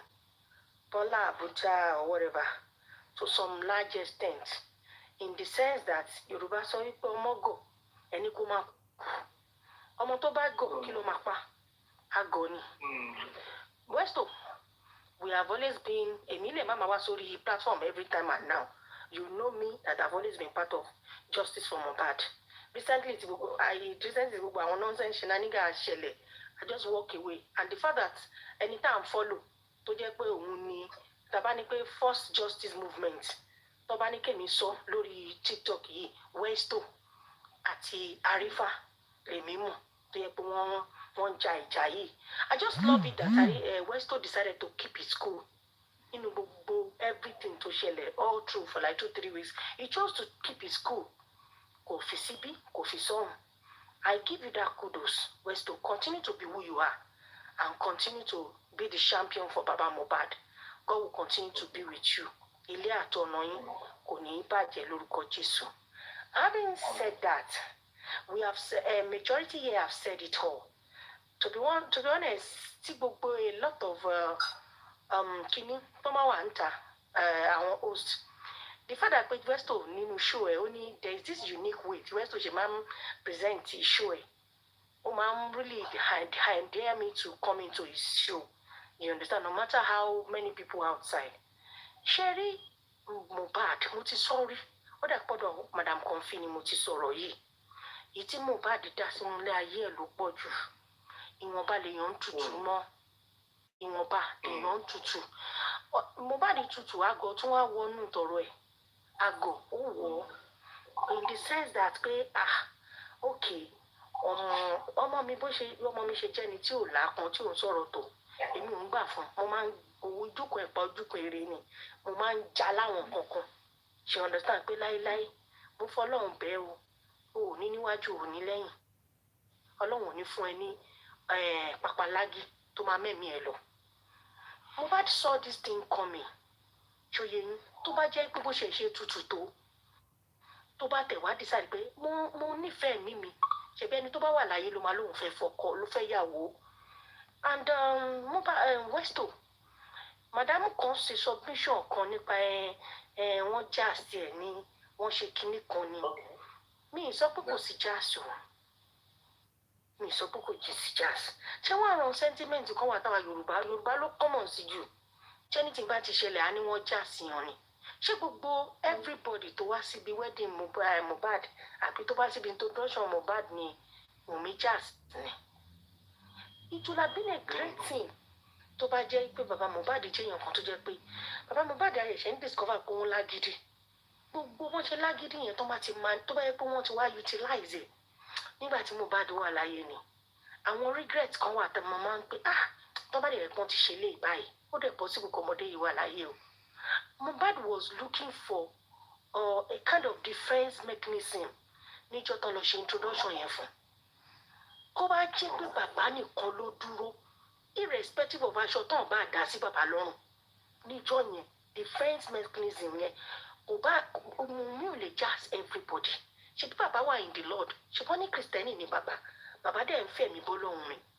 kó wá dúró àṣìṣe ọkọ̀gbọ́n ó ti ṣẹlẹ̀ kí bàbá yẹn dúró níjọ́ yẹn pé mo kọ́ ọ́ bá lóyún kójú ẹ ti pósù mẹ́sàn-án kó máa bímọ tèmi tọ̀la àníṣe nídìílé wa nǹkan tẹ́ ní ká wá ṣe lé nìyí àwa lè wá ṣe lọ́la o but èmi yìí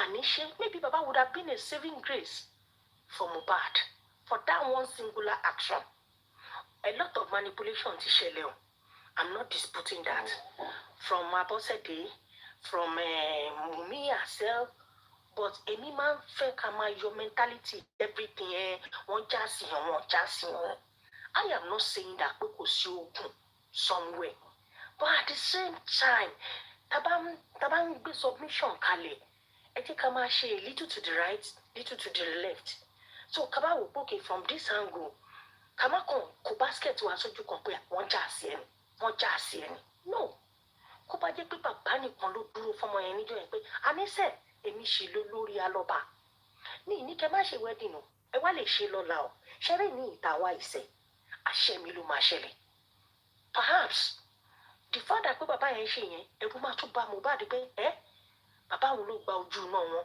so every other thing wọ́n lè má go further which is what Bola Abuja was trying to say nígbà yẹn tèmi náà dẹ̀ ń second ẹ̀ mo ń drop lórí comment mi mo ń drop lórí comment section then having said that ẹ jẹ́ ká fi ọ̀rọ̀ Mohbad ṣẹ̀kọ́ ni o ẹ má kàn jẹ́ ká kàn máa wá sórí TikTok ká máa sọ̀rọ̀ ká máa argue èmi kọ́ gbọ́ngàn o mo kẹ́kọ̀ọ́ gan lórí ọ̀rọ̀ Mohbad o Ọlọ́run ò dẹ̀ wá ní jẹ́ kí ọmọ burúkú tó jẹ́ pé ọmọ pàǹpà ọmọ bọ̀bọ̀ tó jẹ́ pé ó kàn já wá láti ibì kan kò ní wọnú ilé ayé kankan nínú àwọn ọmọ wa tó máa dé mi wọn légbodò Ọlọ́run ò ní ṣe ilé ayé àwọn ọmọ wa pé bó ṣe lọ ló bọ̀ bí LLB ló mú wálé Ọlọ́run ò ní ṣe ilé ayé kankan náà ọmọ wa bẹ́ẹ̀ o nítorí pé kí ni wọ́n ní kinní kan tó kọjá lórí àgùntàn tí ò ní pa ilé ayé wo ló wá òun lọ̀rọ̀ yẹn ó ti ṣẹlẹ̀ èmi ṣàfẹ́ràn inú mi dùn fún gbogbo àwọn àṣírí tó ń dún díẹ̀díẹ̀ yìí Dominican tó jáde àwọn èèyàn kan sọ pé irọ́ ló ń pa bíjẹ tó ti fún lórúkọ tó ní dòmídòmí ló ti sọ lẹ́ni so Dominican tó jáde wọ́n ní tí wọ́n bá ń tẹ bá lè yàn pa irọ́ ẹ try láti farabalẹ̀ kẹ́ wo ẹyọkan àbí méjì ó lè wà nínú òótọ́ ẹni tẹ́ ẹ̀ ń sọ pé ó ń parọ́ tó ń kò tí date tí ọ̀rọ̀ kan kò kọ́ lólò bó ṣe ń sọ̀kan ló ń sọ kó dé fòṣó ó ń fabricate ẹ̀wà ni téèyàn bá ń parọ́ èèyàn máa mọ̀ ẹni tó bá ń jẹ́ psychologist or anything you understand I am a graduate of psychology and I went further in doing some other courses so I know what it is mọ́nàmọ́dé yìí tó ń kó to date tí ò blink eye kó tó máa drop àwọn submission kan I give it to her ṣòrí bó lóun ṣe fún ọmọ yẹn ní boldness tó jáde tó sọ títí tiẹ̀ wọ́n mọ Bukky yìí pé àṣàjẹmàṣẹ ni Bukky is this kind of person jẹ́ pé òun ni ò rán anybody I'm telling you Westo ẹ̀kọ́ déètì ní ìsílẹ̀ a lot is gonna go to Bukky tọ́mà confess a lot from Bukky there are a lot of them out there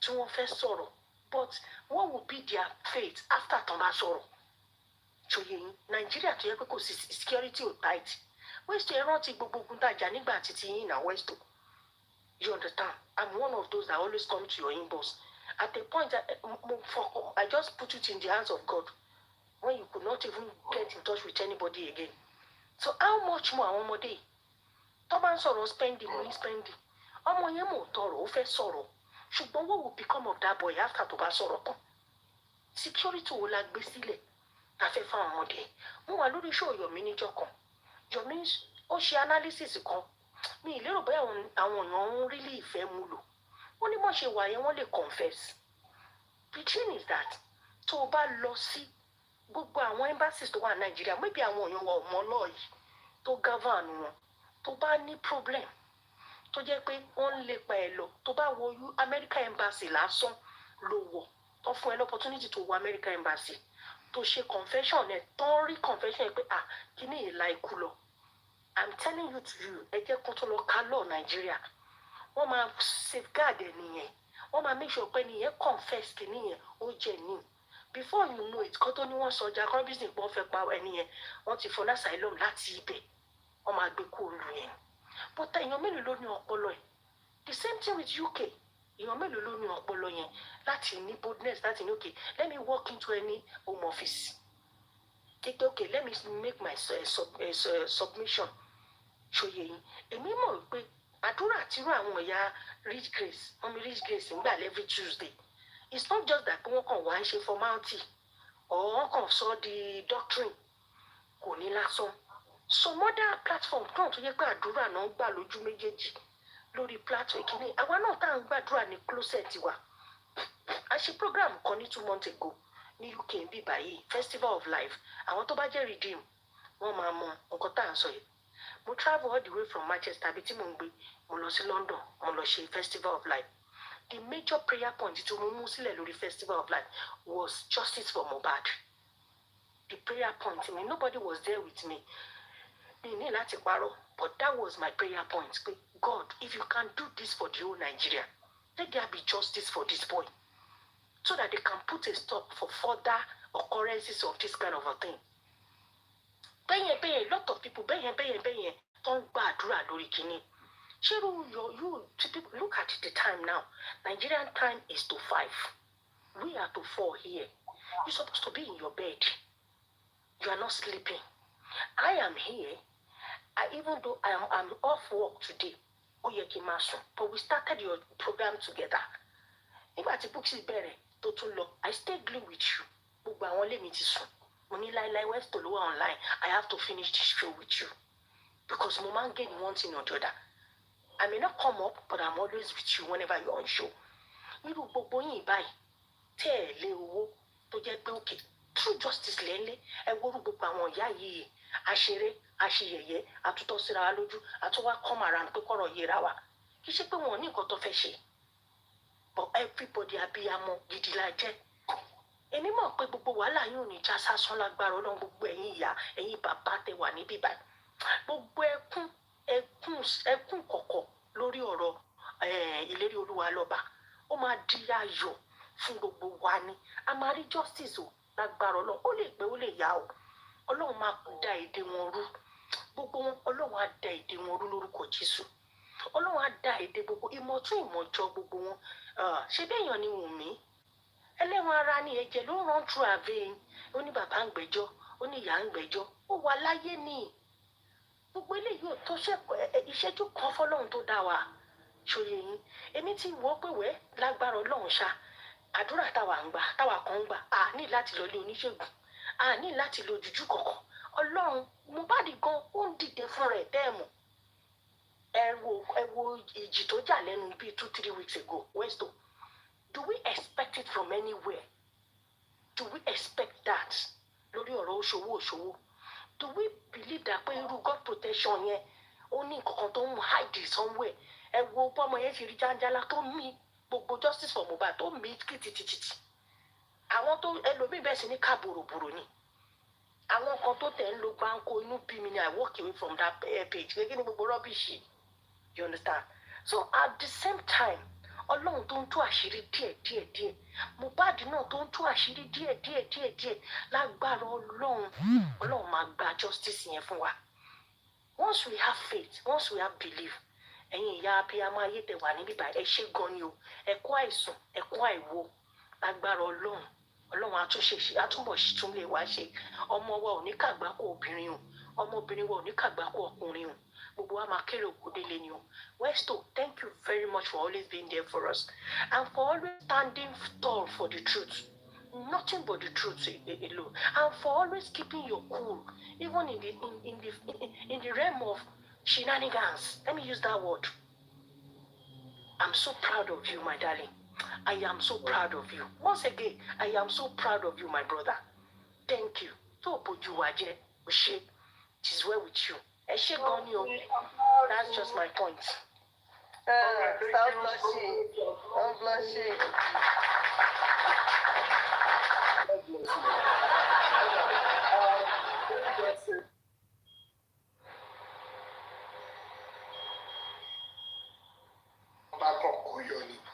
I appreciate that, and it's just a word of encouragement, and I cherish it, and definitely I will try my best to always be at myself. I'll do my best, and I will not disappoint you all. By God's grace, I will get there. Thank you. And before you submit your mic, I want you to make a contribution. Thank you. Before you submit your mic, I want you to, contribute or make a comment regarding the one that is carrying one baby to another father, the old husband, the new husband, the sister-in-law. I know you were here. You understand the story. What can you say quickly? I'm going to say it in two ways. Àkọ́kọ́ náà, alọ́kànjúra wa lọ, èmi ò tiẹ̀ lè ṣe náà. Mi gan mi ìdẹ̀lẹ̀ jẹ́ kí irú nǹkan bẹ́ẹ̀ tiẹ̀ ṣẹlẹ̀ sí sàkání mi. Mi ì lè ṣe, mi ìdẹ̀lẹ̀ stand there. Àwọn ọmọ òde ìsìn yìí, ẹ̀mí wọ́n yí gan. Wọ́n lò mọ ibi tó máa ń tojú bọ̀. Mi ì ní nǹkan tí mo lè sọ pàtó. And secondly, I want to say something. There are some secrets that will follow someone to grave. You understand? Àwọn secrets kan wà láyé yìí tó jẹ́ pé tó máa tẹ́rí gbaṣọ. Ó máa follow the grace in grave ni.